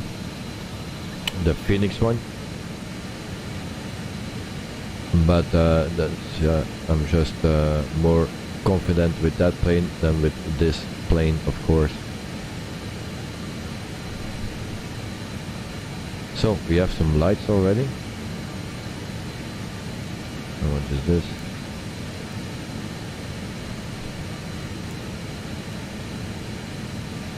Alright.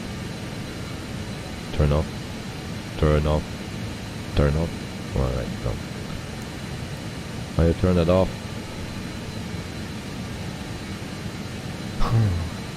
Okay, it goes automatically.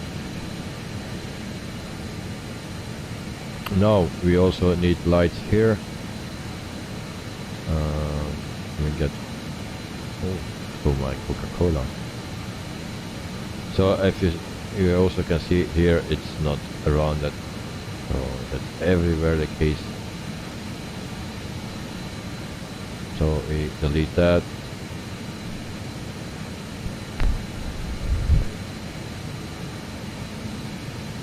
And then,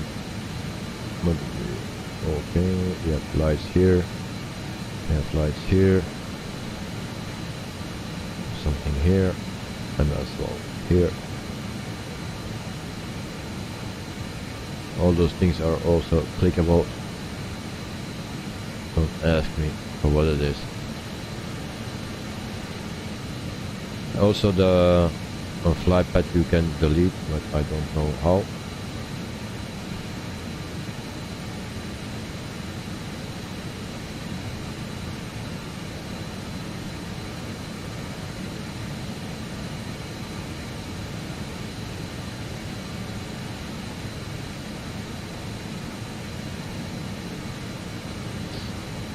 Lanok, yes, land in the dark, please. Lanok, I want to land in the dark. Okay. So we will try to do that. And I hope we have light enough here.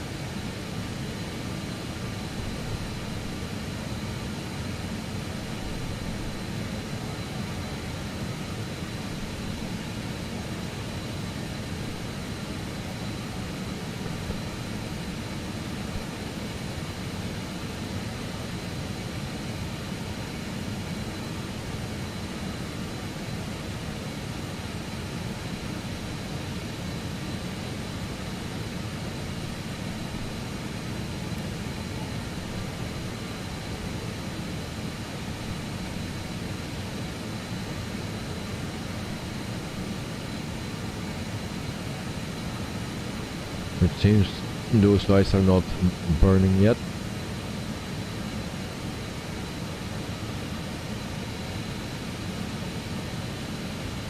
Oh, this is going on. Alright, this is working. Okay. So it's working. That's good.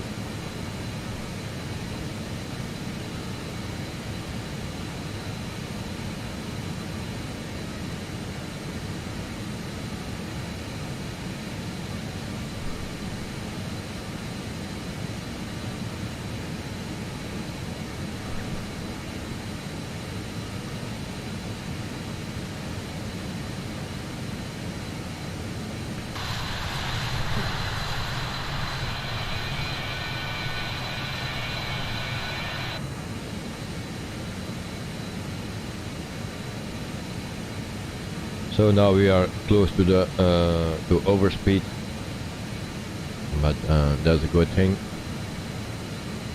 That's what it need to be. So what I can tell about Airlink, so the Airlink is from South Africa, and they are founded in 1992. And it says they started operations in 2006.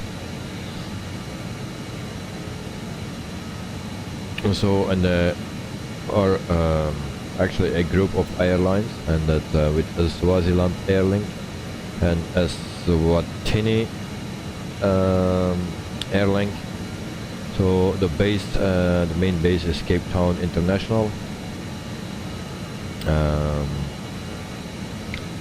They have two bases, Cape Town International and Johannesburg.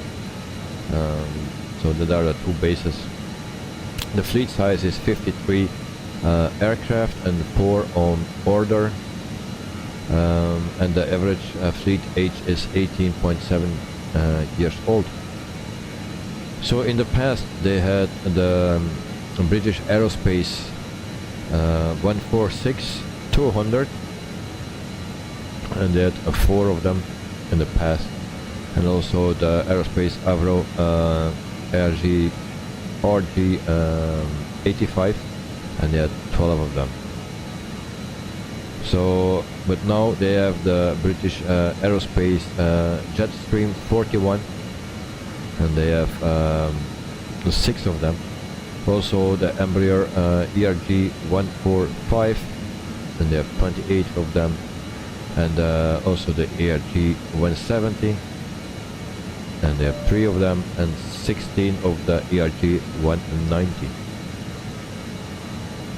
And in the future they will have 4 190s and more. So that's actually the fleet of Airlink.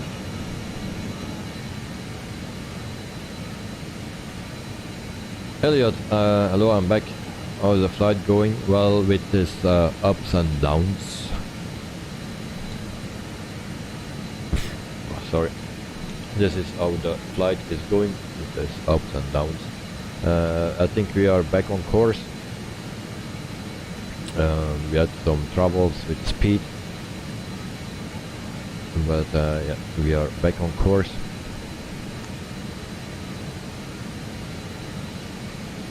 And we are around halfway, I believe.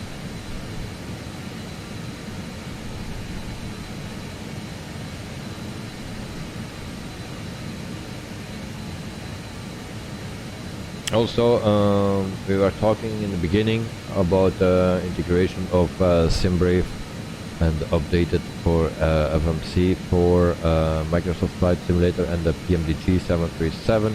I told that you need to that you can try to download everything from Navigraph, and you can download the files for PMDG and also for the Phoenix, and that will update actually the whole thing for the FMS for the MCDU with a new cycle in it. So you can also do that for a little nav map. That's also an option that you can do with Navigraph.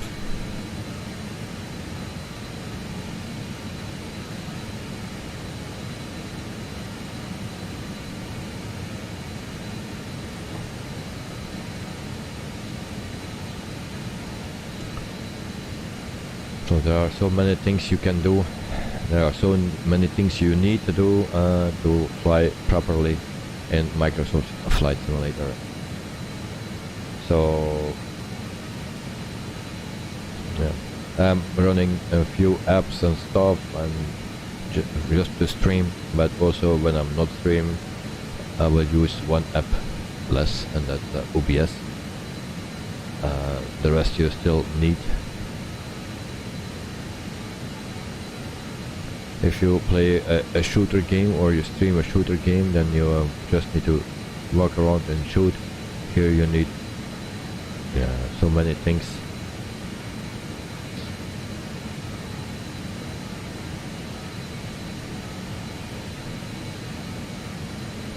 In the meantime, I show you again Navigraph, and then you can see that we are on course again. So I'm around halfway.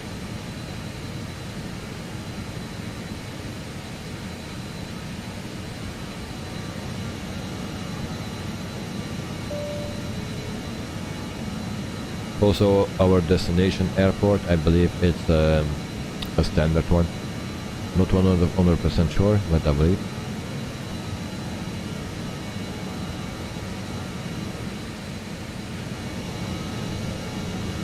Also, the logos and the letters on the engines are nice done from Airlink.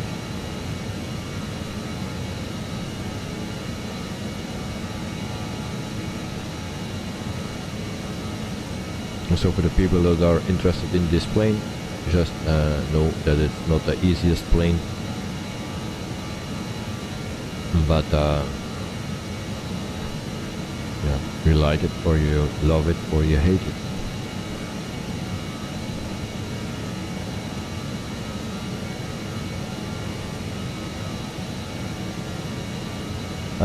Elliot, what's the performance like in the 146?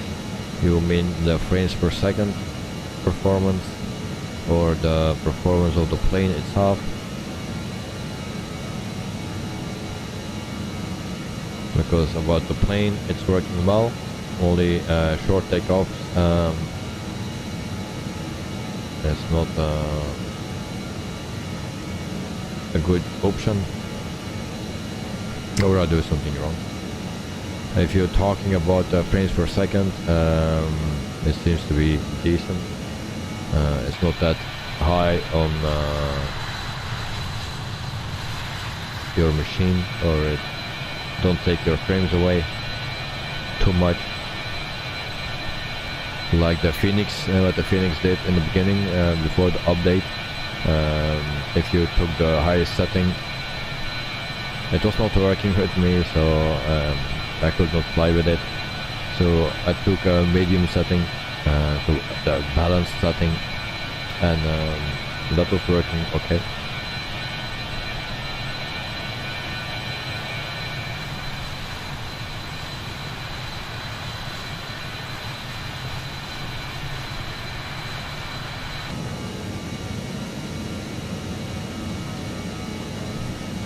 But as you can see, it's not the great, the best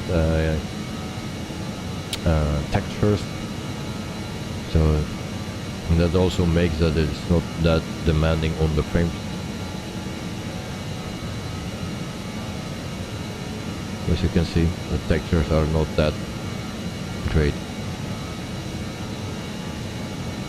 That could be better, but of course, the better the quality, the more it will ask for you from your PC, of course.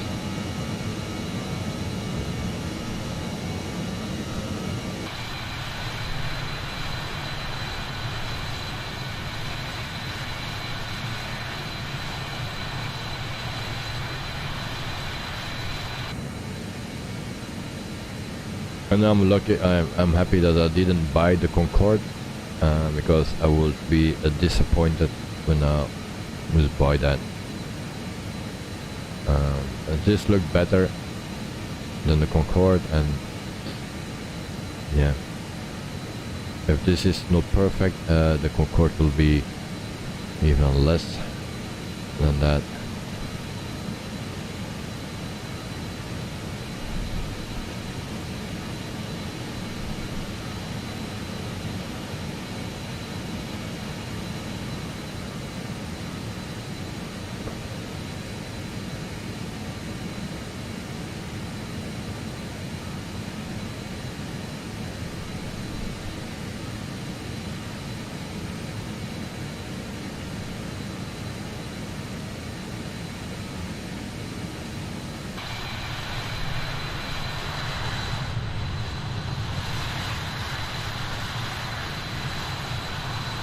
Actually, I like this plane, if you see it like this, and also with this colors from Airlink, it fits it, and it looks nice, in my opinion.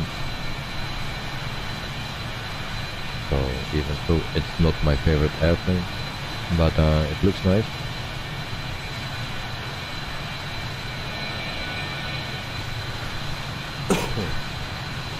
And if the landing goes well today, I don't think so, but if it goes well, then yeah, you will see me more and more in this plane. So I want to switch it as frequent with the other planes, and stream as frequent with the A320 Flaba wire, the Phoenix, and also the 737 from PMDG, and then this one, and also the A330 from Headwing.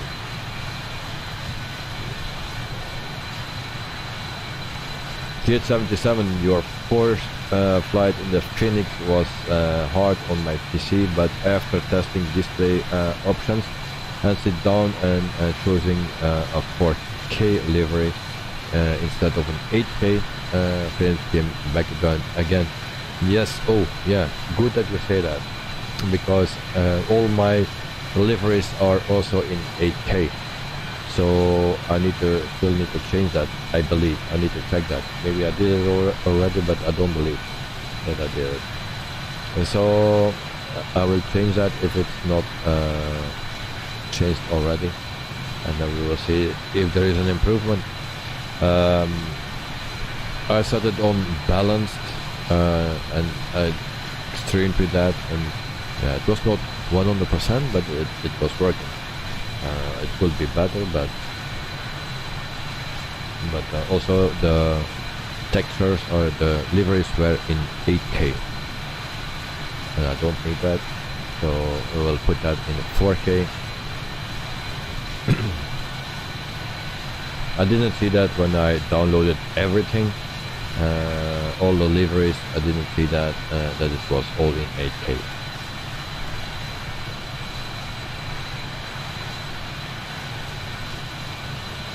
G77, by the way, they confirmed on the Discord channel that there can be an issue with the pushback system, which they have working on. Yeah, pushback system. I don't have a pushback track.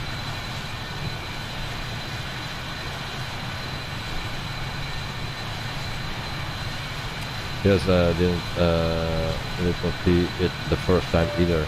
Yeah, until you told me, then I was checking for it, and I saw everything was in 4K. So, and then I say I don't see one in 4K, so everything was in 8K. But then you needed to select something, or I don't remember exactly, and then you saw the ones in 4K. But I'm not sure if I downloaded already. I need to check it out. So I hope I have some time after the stream, if we are done on time, but it don't look like that. And hope I have tomorrow a bit of time to set everything up. And then also I need to make a flight for Europe for Thursday, because I don't have a destination yet.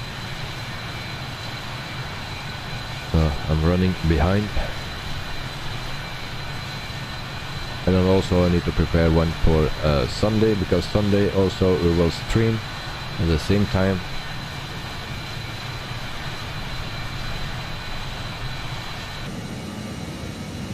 And then for the rest, next week it will be going as usual.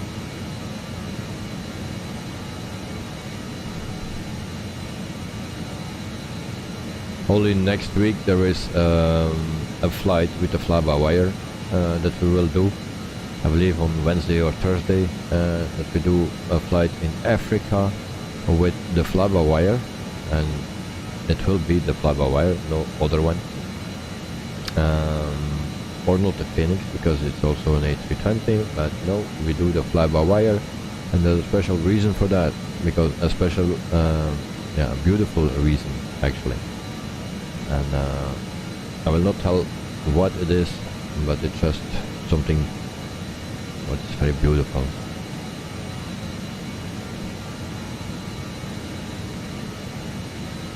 It's nothing special, but just beautiful.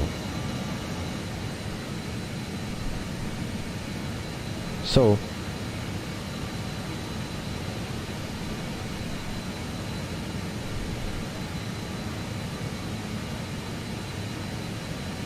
with this plane you need to calculate, it seems.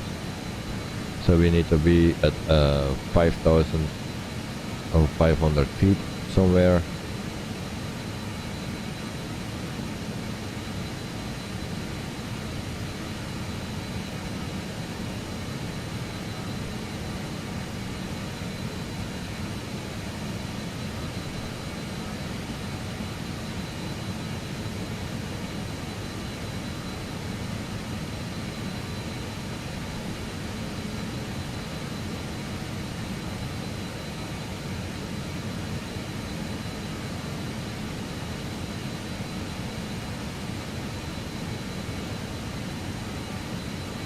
So when we are halfway here, then we need to start our descent somewhere.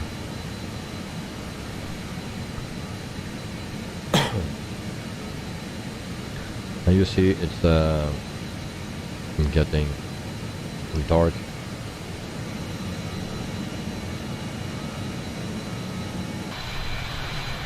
The sun is going under. So we will have a night landing or a dark landing.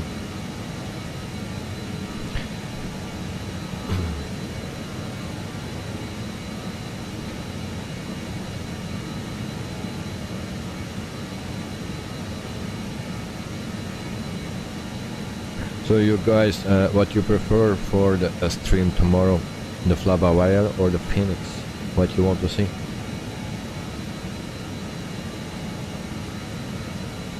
Well, let me know.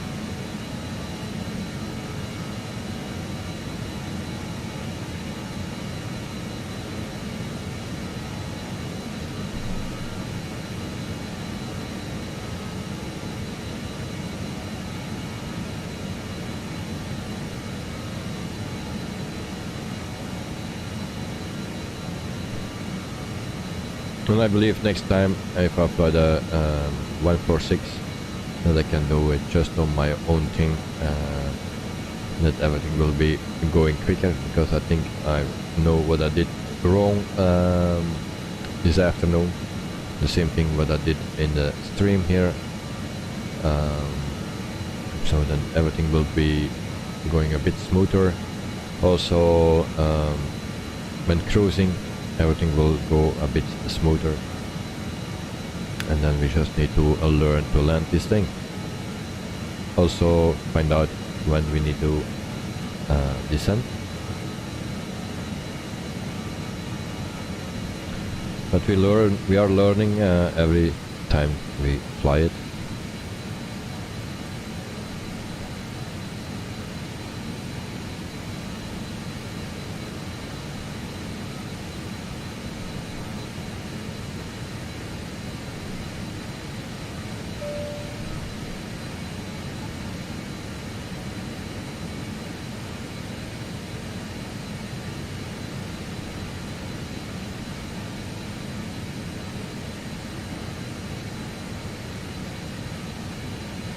And then we go back to Navigraph again.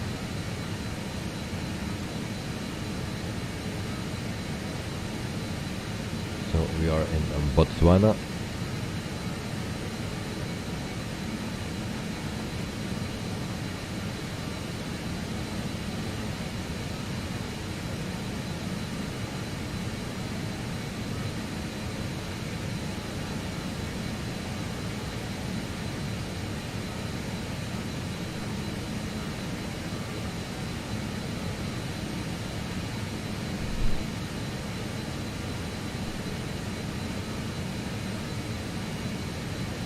Actually, if you see it like this, then we don't see much anymore.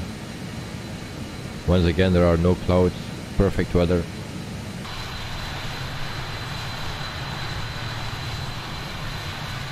And then you see that it's getting dark. Sun is going under.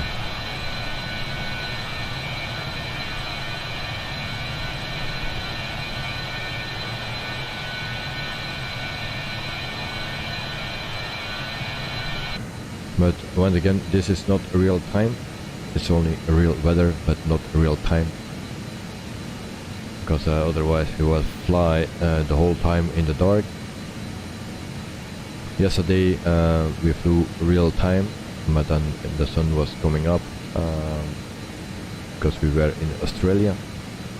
And today we are in Africa, and it's dark now, and it stays dark for more than 6 hours.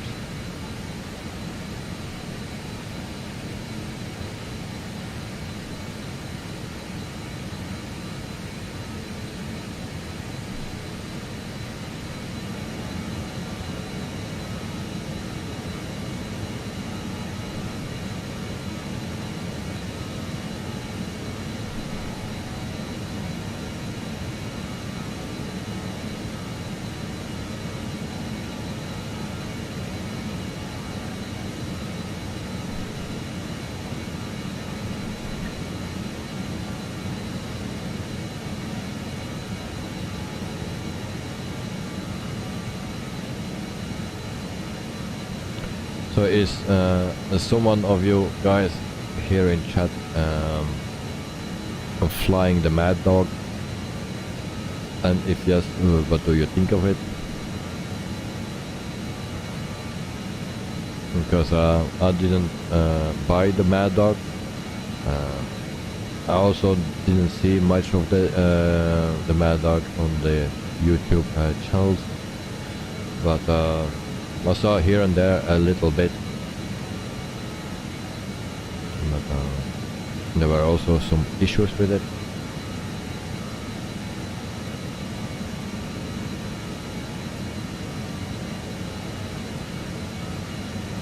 JIT 77? Nope. Alright.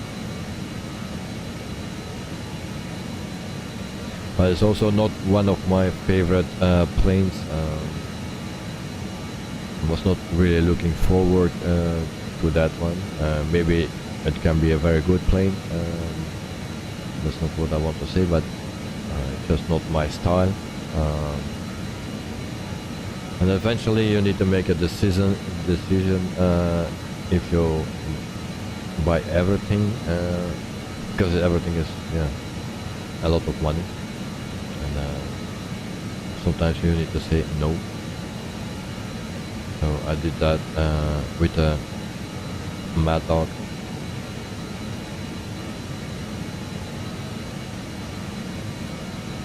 Because there are other planes that I want more than that one, like the DC-3, the 777, if it comes out maybe in 1 year, but also the A310 will come.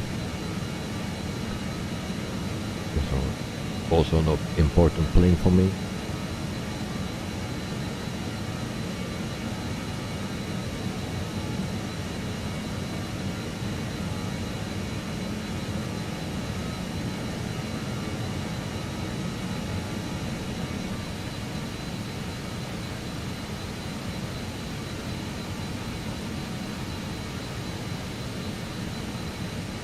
So we are closing up, and you see it's getting dark. Sun is going under, and that will be my first landing in the dark with this plane. So be warned, be prepared for that, and then I hope there are lights in that runway.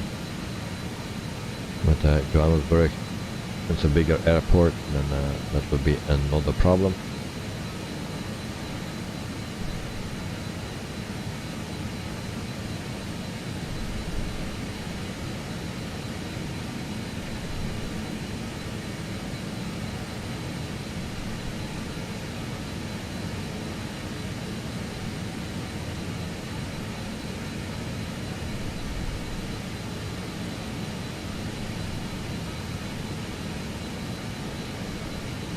We put everything on bright just to make sure that we see enough.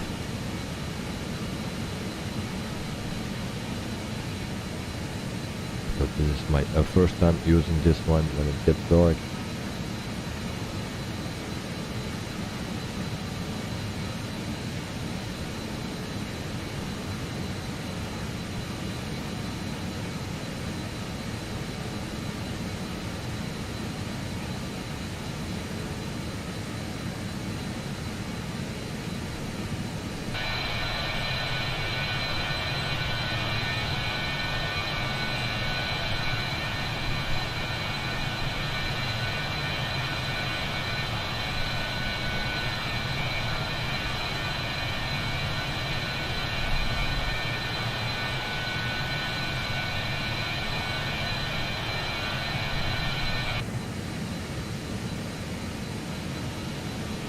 And Miss Lizzie is still awake. That's a good thing.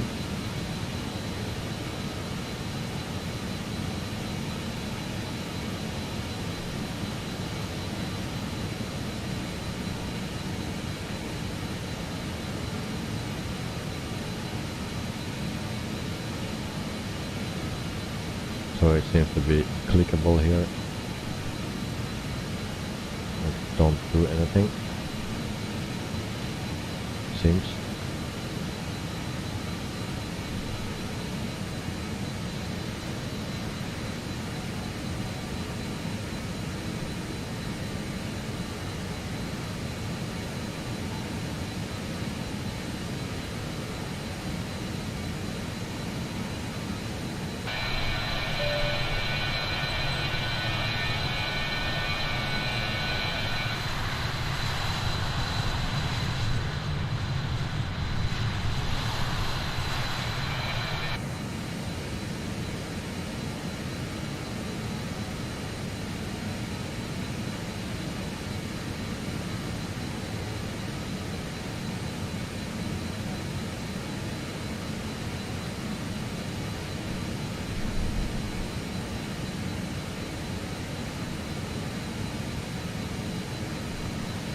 You just need to keep an eye on our distance. I say like 80 nautical miles to go before we start our descent, something like that. Oh, we also didn't put on our radar.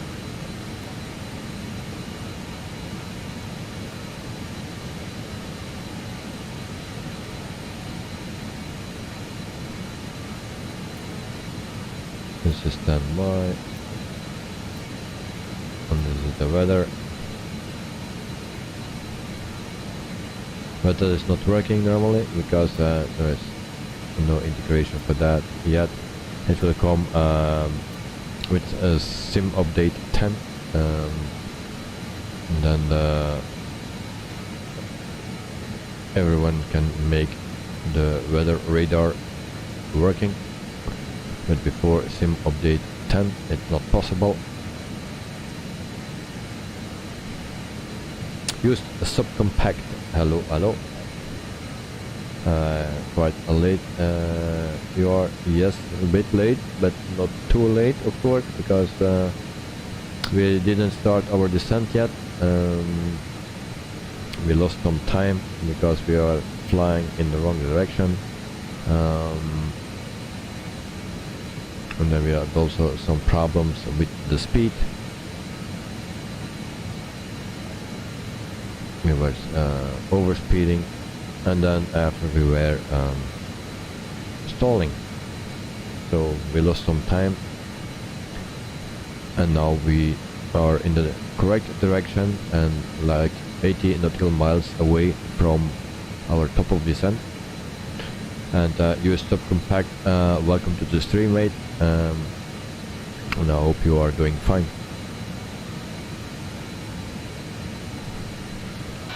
So today we are flying with Airlink. Airlink is a company from South Africa. They don't fly this plane anymore, but they flew it in the past. And the people asked it here, or yesterday actually, they asked it to do a night landing or a dark landing. So I think we will get that today. And the sun is going under, so it will be dark when we arrive.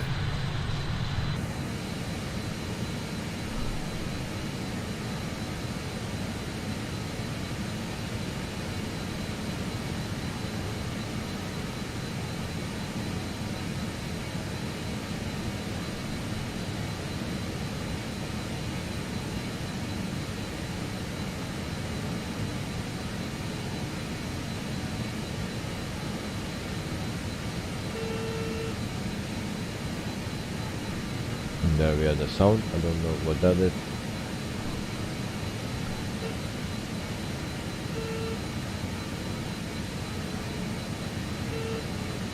And at the overspeed again. I believe so. That is the overspeed again.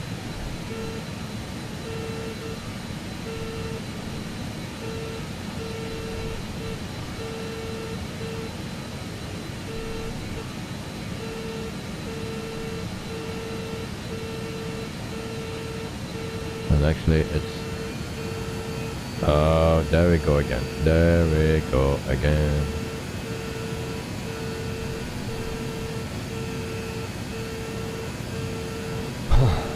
Alright, so we do everything again so you can see what happens. Stupid plane. Okay. So we can do all over again.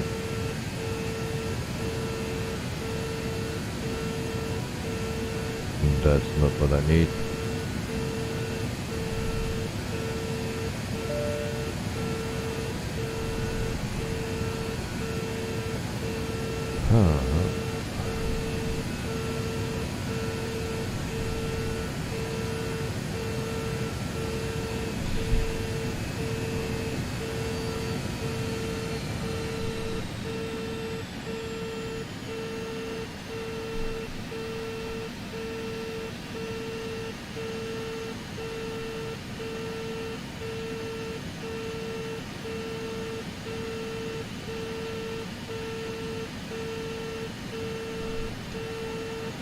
So we try to slow down again.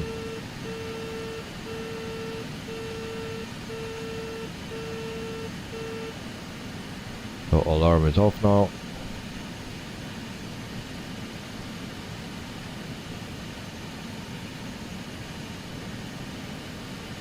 And now it's set on 670.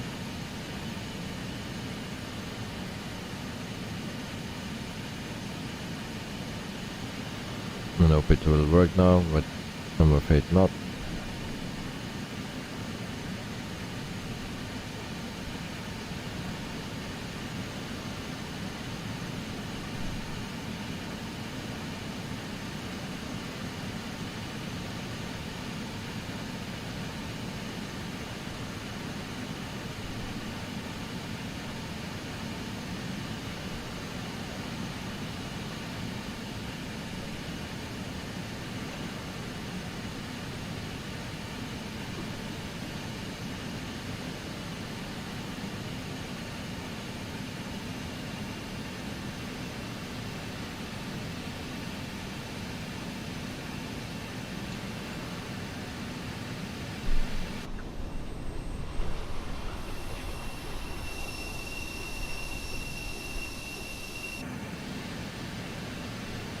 And in the meantime we check our distance again.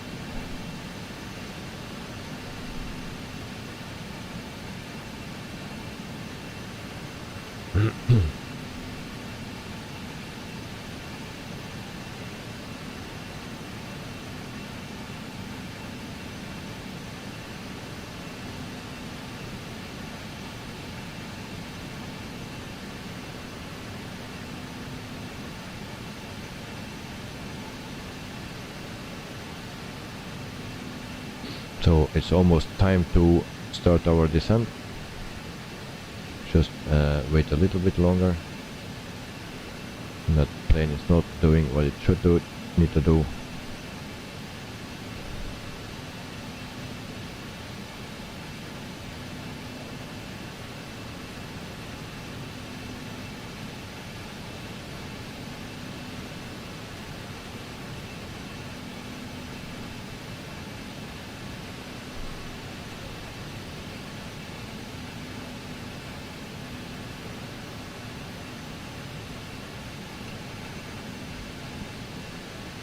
We just need to make sure that we don't stall again.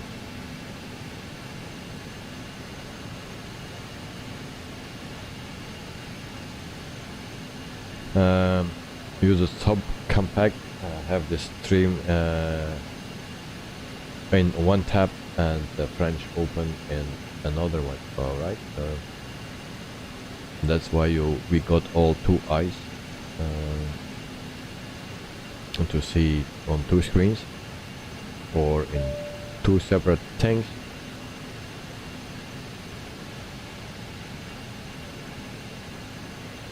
And I see that I'm looking very red again. I don't know from where that red is coming.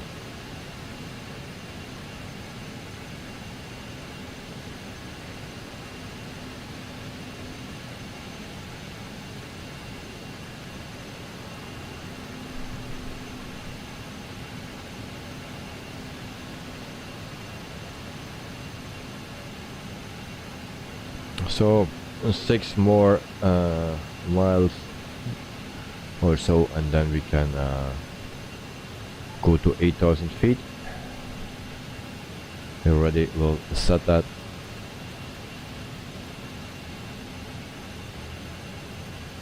So 8,000.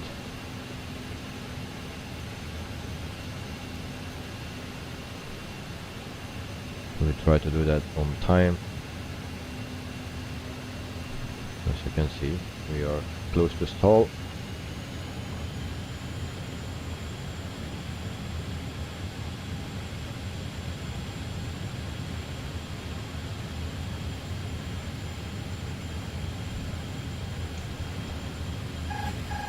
And there we go.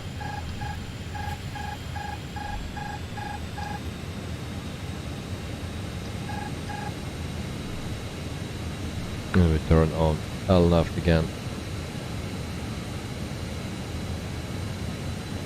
And it seems we started our descent.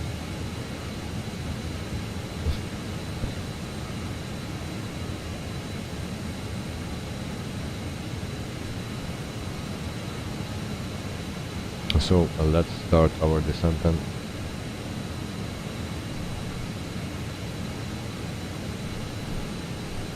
And once again we will do it my way.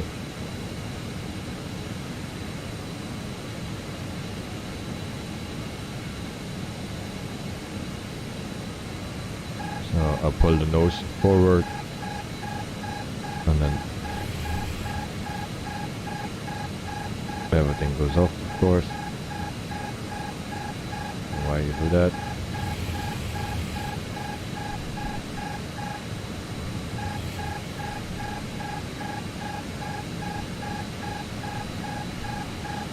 This don't look like promising.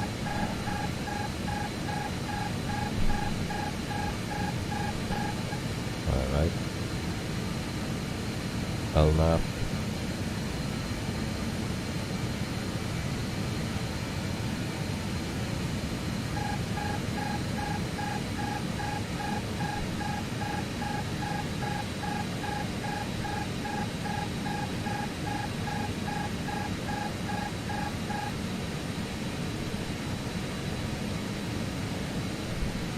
So we try it like this, not a perfect or the best way. And then we use this one, we set speed box, and then we overspeed again.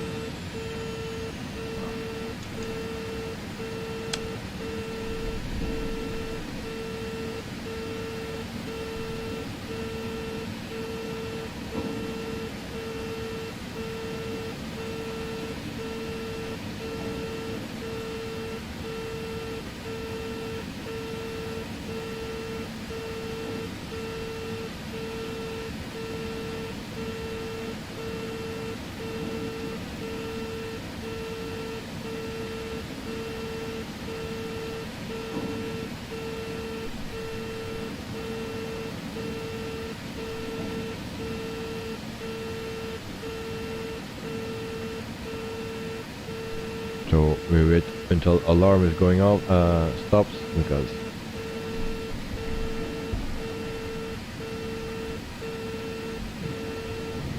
and, we pull the speed brake a bit, and then it's also off.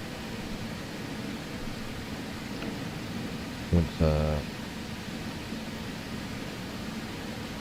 we are going down 2,100 feet a minute.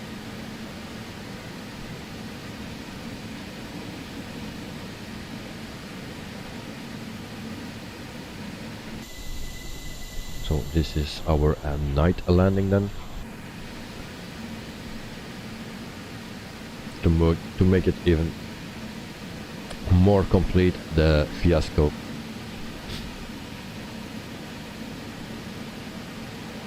So I don't know why I don't want to change to 600 now. No clue.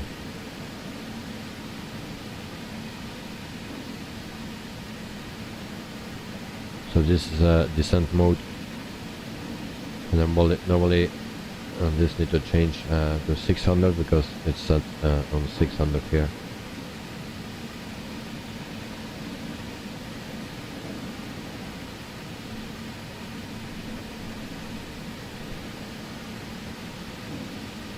But I don't want to do that.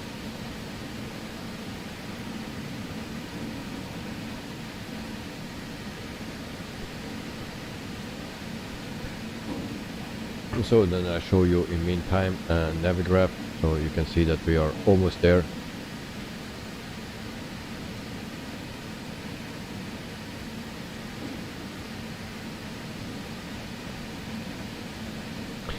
JIT 77, okay, I landed with 245, okay. No passengers injured. This time we will switch to the 172 and just relax a bit. Well, sometimes I also do that because just something else, and then sometimes it's getting too much, always flying the big planes, and then if something goes wrong.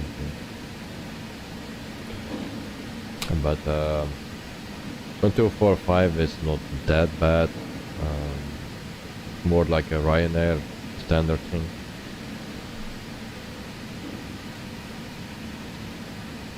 Why my fucking face is so red? And then there we go again. I don't know how I need to do this.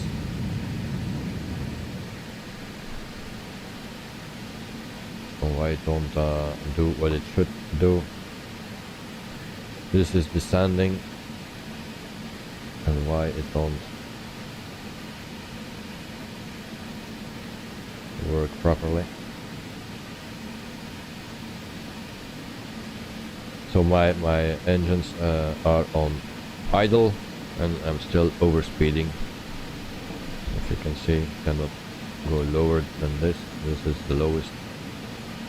Can just go lower to cut off the fuel. How many stars outside? Well, there will be in 30 minutes, 20 minutes, 1 star more. Maybe 2.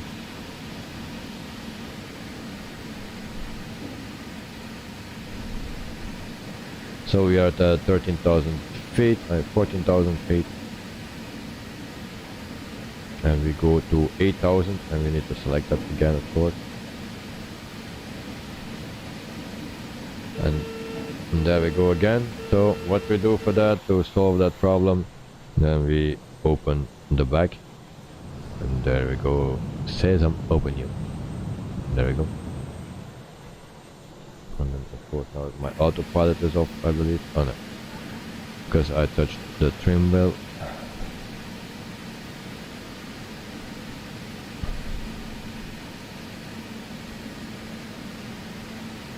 So 12,000 feet we will turn on our landing lights already. And there we go. What else we need?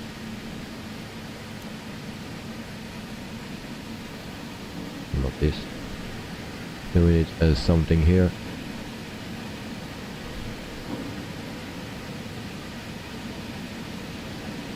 So it will be okay like that. And then we see that our lights are on.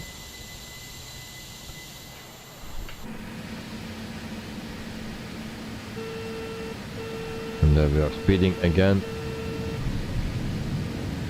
So that's something that I still don't understand on the plane. We are not descending that fast.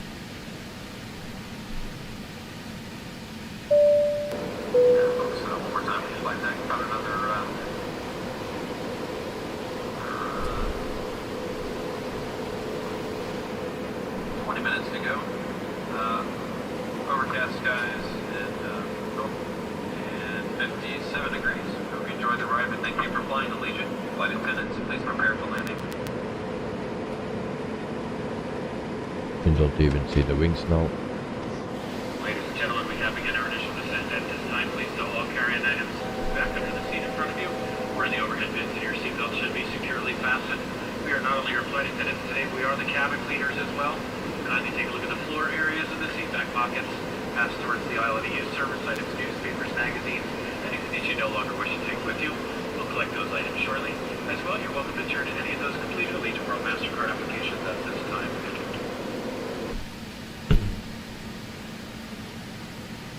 Yeah, silly overspeed alarm. Well, I don't mind that there is an alarm for it, but I don't know what I'm doing wrong. Why we are speeding, because my engines are in idle position.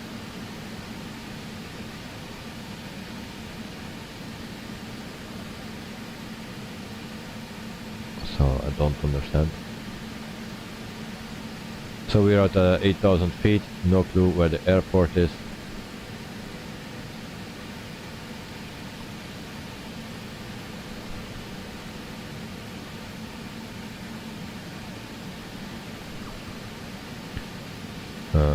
It seems that I'm also not on my route again. Well, whatever. Lanok, we got the overspeed warning because we were over the speed by quite a margin. The figure you should be looking at below the speed tape is green. This is the Mach number.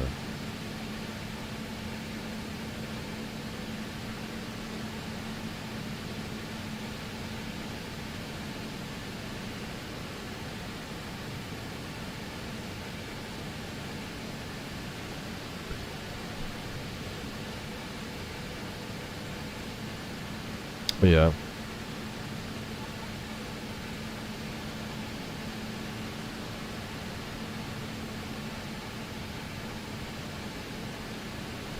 Well, I don't completely understand, but what I also don't understand is my my engines are in idle. They don't do anything. And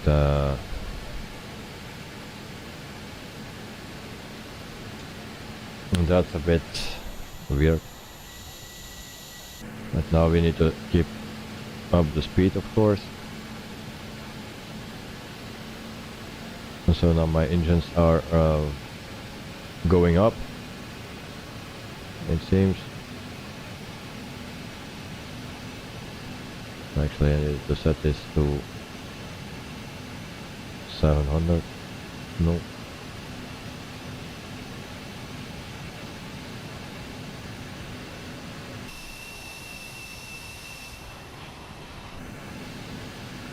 So yeah, we need to see that we keep an eye on the speed.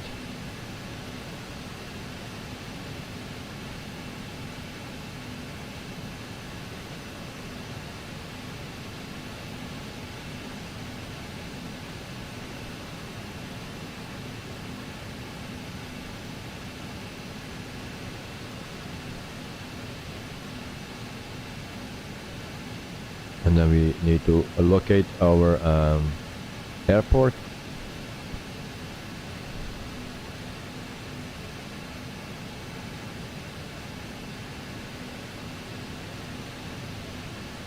You can toggle the speed selector knob between Mach and knots by clicking on it. Yes. Where is it? Where is that thing? Just don't know where it is.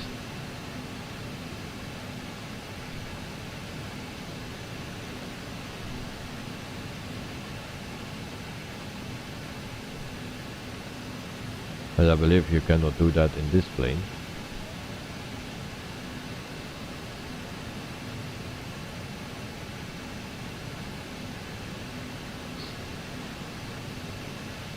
I know in the Boeing 737 and the A320 you can do that.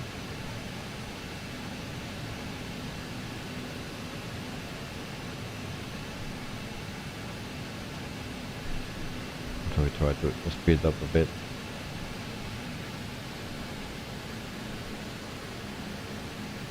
Let's see what the plane is doing.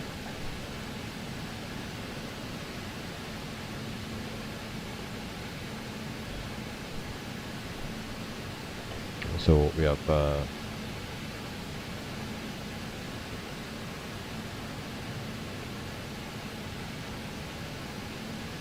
Lanok, slow down and fly the aircraft within the VMOs. Alright. We are flying to that limit. At this point, actually we're flying too slow.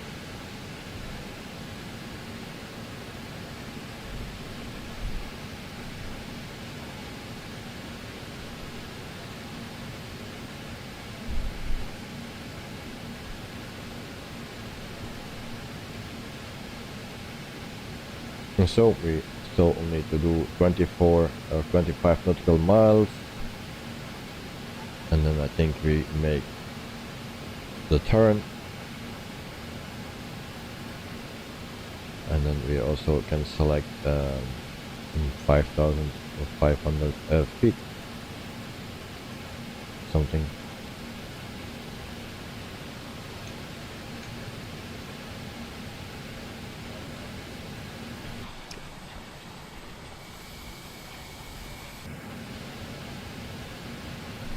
And I really need to speed up because otherwise we will stall again.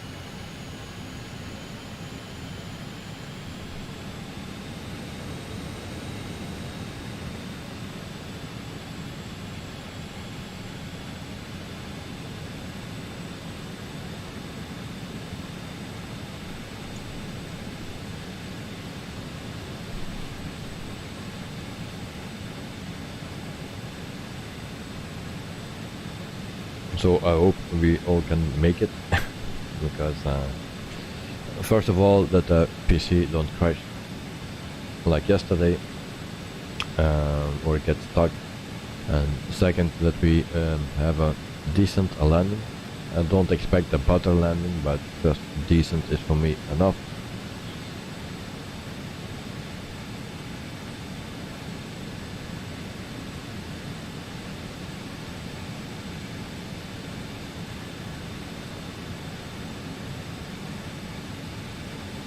So in the meantime it's 11:50 here.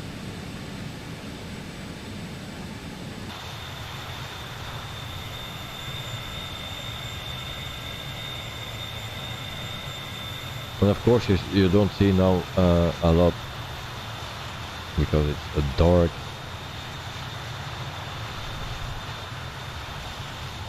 But it's something else than usual. So this airport that you see is not the airport.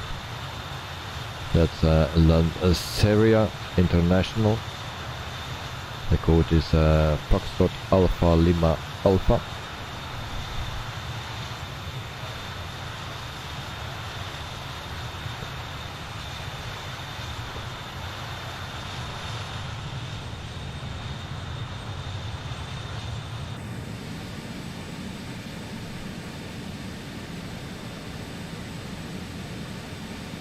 So 14.4 nautical miles to go, and then we make our final turn, I believe.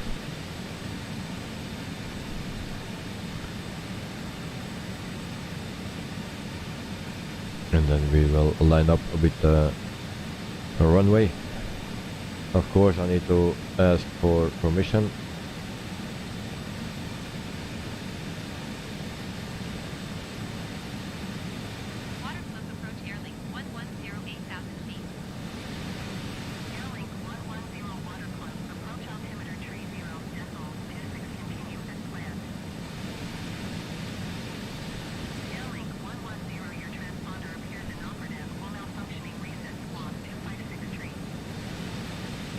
I found that it was already very quiet. And I have no other communication available here, so I can even not ask for permission to land.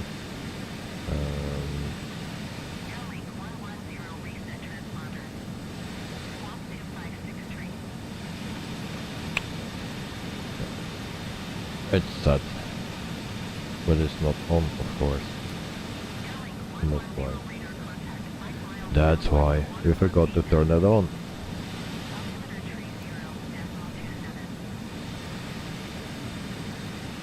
Alright, now it's working.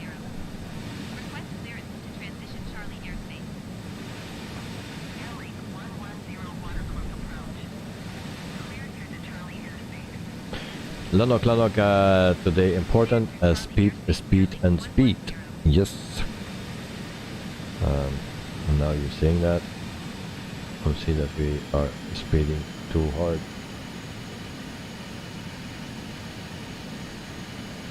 So I will select the airport if I can locate it. And we are close to it, and still it's not in the list. Oh, okay.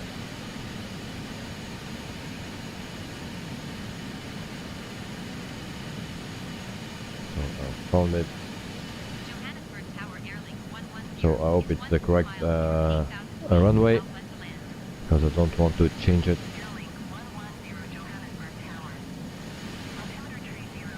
Is that the correct? So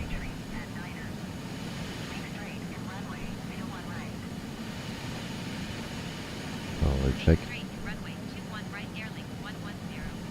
if that is the correct one. Yes, that's the correct one. So we are good with that.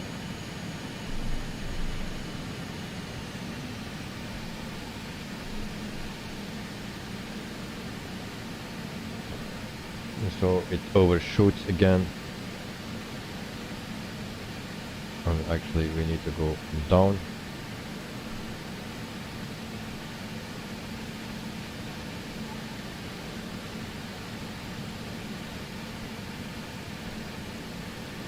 And so of course, because we are too high and too late, I believe.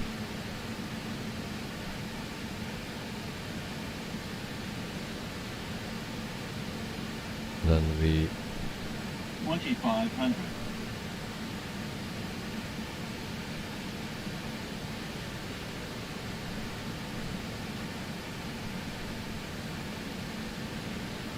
So I will put on our landing tool, our recording tool.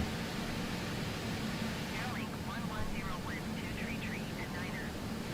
Clear to land runway 21 right. Okay, it's my plane.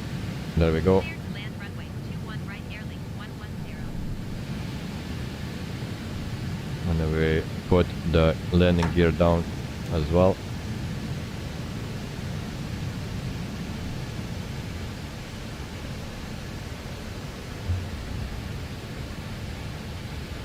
And this is not promising because I'm already struggling.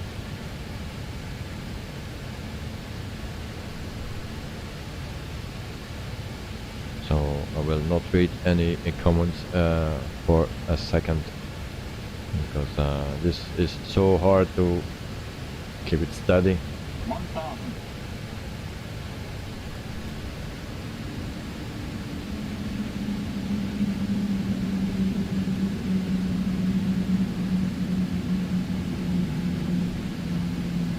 So landing gear is down.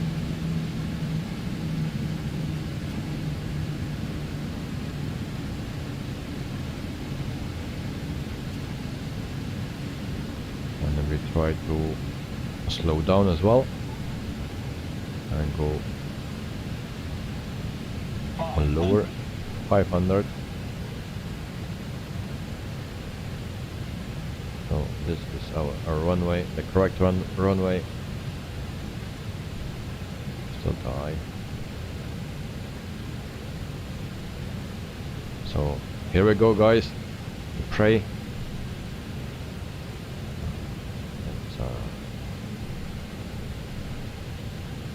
50, 40, 30, 20, 10.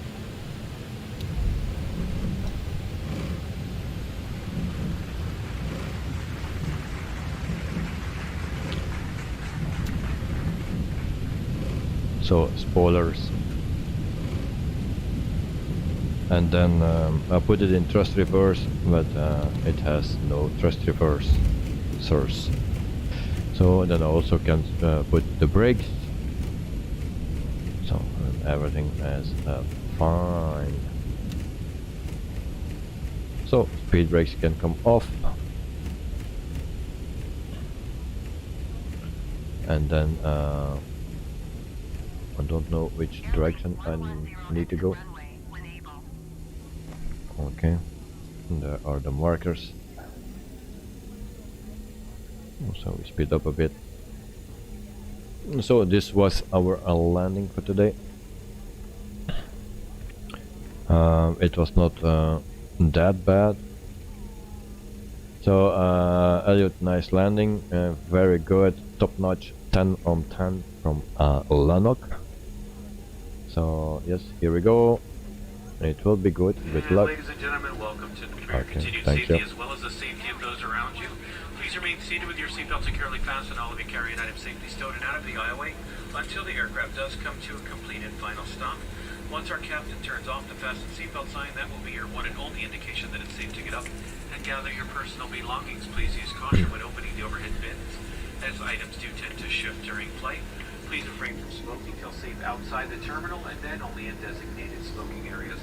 You may now use your mobile phones and other handheld electronics while we taxi to the gate. If you haven't already done so, you can download the free Allegiant to Go app, which you can use to check in for your next flight. Get your boarding pass and skip those lines at the airport. Allegiant to Go is available for both iPhone and Android devices. If you're claiming luggage here, just follow the signs to baggage claim. Our uniformed representatives meeting the aircraft will be more than happy to assist you regarding any ground transportation or baggage claim. And on behalf of your entire Orlando Sanford-based crew, I'd like to thank you for flying with us today. It's truly been a pleasure. To hope to see you on another Allegiant flight real soon, visit our website at allegiant.com to book your future flights, hotels, car rentals, purchase tickets for local attractions, shows, and more. Taxiing to general aviation parking using taxiway airline 110. GH77, very nice. Respect to the pilot, and thank you very much, mate. Thank you very much. Landok, thank you for a landing and nighttime, and no problem, mate. No problem. As long we don't need to do the flight completely in the dark from the beginning to the end, I have no problem with it. If we start in the dark and we arrive in the light, when it's light, it's also nice that we can see the sun coming up. Also nice to see. Now we saw the other side, sun going down and landing in the dark. Well, there's something different. So we always can do things like that. We can be changed, but as long as it's not completely a full flight in the dark, because then we don't see anything.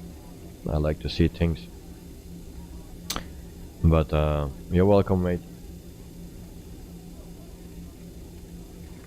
So it's the first time I do this with this plane. In the beginning it was going, like this. It was always going that, and I didn't get it stable. It's very hard to do that. You need to work with the trim, and then even then it's not working. At the end I had it, so, and the landing was okay.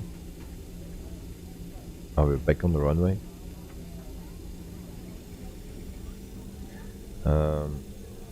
I think I'm lost. No? Where we need to be?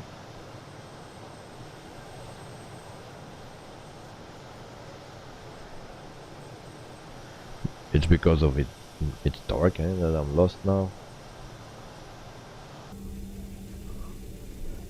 So now we will lose some time with taxiing. Alright. I have no clue where I need to go. Maybe I can put on the chart or something.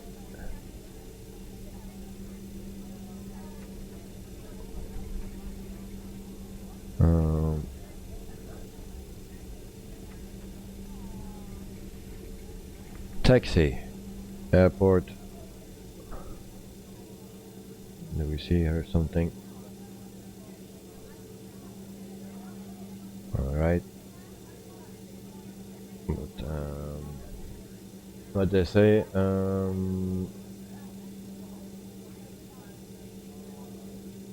general aviation, I don't know where that is.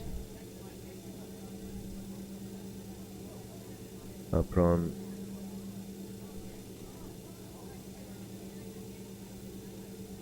Place it need to be to the right here. We will take the right. Landok, and no crash in cars, planes, buildings. You get 10 of 10. We are not there yet.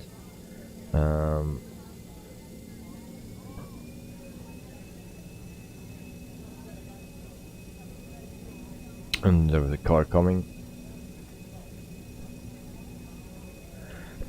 So we were back on the runway. So I got a little bit lost. So I hope we can find our parking spot, or I should just place it somewhere where I think it's okay.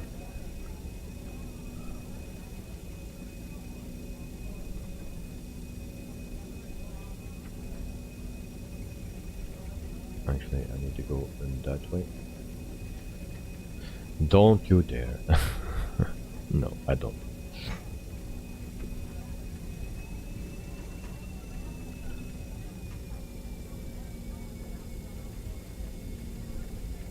So I really don't know where I need to park this thing. This is the general aviation, and I don't know where that is. I have the plan here on my right monitor. I know exactly where I am, but I don't know where the parking space is for the just normal parking, not the gates. It seems we get a building here, so we just will park somewhere here.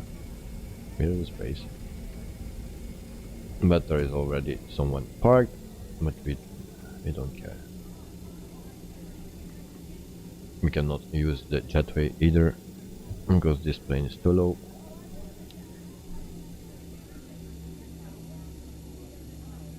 So we park ourselves here.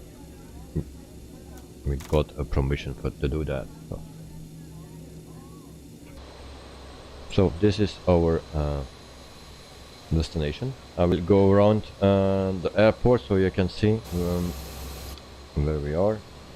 But first I need to find my drone camera. Of course it's dark now. I believe this is a standard airport. I'm not 100% sure if that is the case, but this is what you will see here in Johannesburg. This is the plane, the airplane or airport, of course. Lennox, see you next time. Bye bye, adios. Thanks for watching, mate, and next time we fly to, actually we fly from Azerbaijan to somewhere, I don't know. So, and that will be with the Phoenix A320 tomorrow. So we go back to our plane, we see our landing. Before I put that on, because yesterday we had a problem when I was looking at that. So already thanks for watching to everyone. If my stream wants to crash, then I want to say already thank you to everyone. If it don't crash, yeah, then I can see it after as well. So here we go. This is our landing. Johannesburg approach Airlink Lima November Kilo 676 is type British Aerospace Avroliner 5 miles southwest of Foxtrot Alpha Tango Juliet 7,600 feet. So as you can see, my wheels are still not down. I don't believe it will go down. Oh, now it goes. Okay.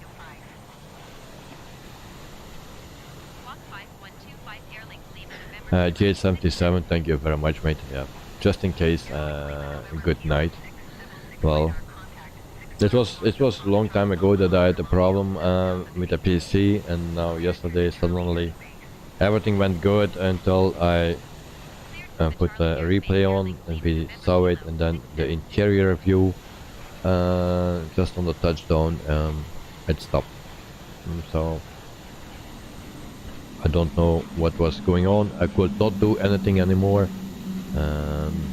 Everything was blocked, and I need to reset my PC. So, but I was already happy that the stream was over, or almost over. Of course, I didn't say anything to you guys. So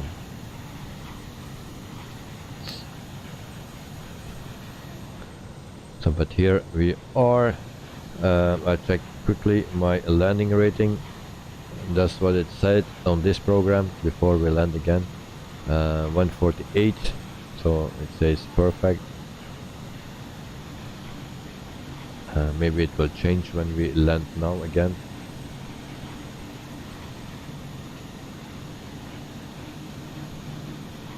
So as you can see, this is the landing,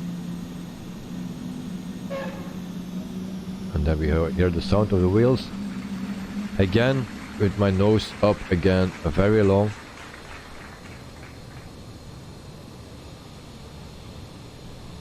Or did we? It's already done. This was very long, as you can see. So I like to do wheelies.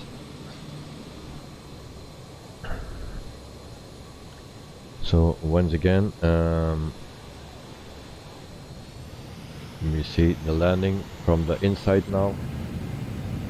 There's not much to see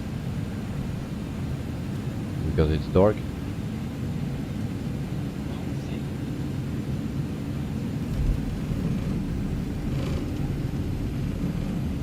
So those sounds are nice. I like the sounds that you hear from the shaking, things that are shaking. I like that. That did good. So they had some extra things in it. So I like that.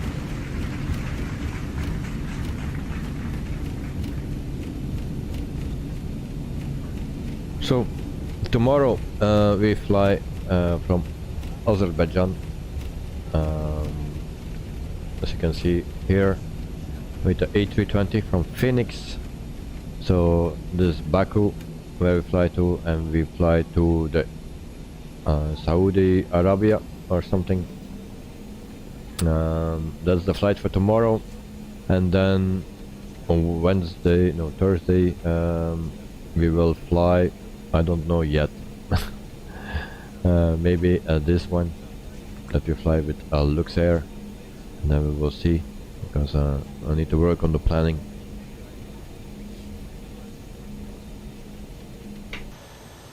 So this was the stream for today, and I hope you all will come back tomorrow to see more action. Today the landing was okay. Tomorrow maybe not, we will see. And yeah, tomorrow same time and another flight. So I wish you all a very good evening. For the other people on another side of the world, yeah, very good morning or afternoon, and sleep tight, and see you next time. Thanks for watching, and see you tomorrow. GS77, bye bye. Lennox is already gone. Use subcompact. Cheers, and see you tomorrow. So all of you, thank you for watching subcompact and GS77. Thanks, and see you tomorrow. Have a wonderful night and day. Cheers, mates.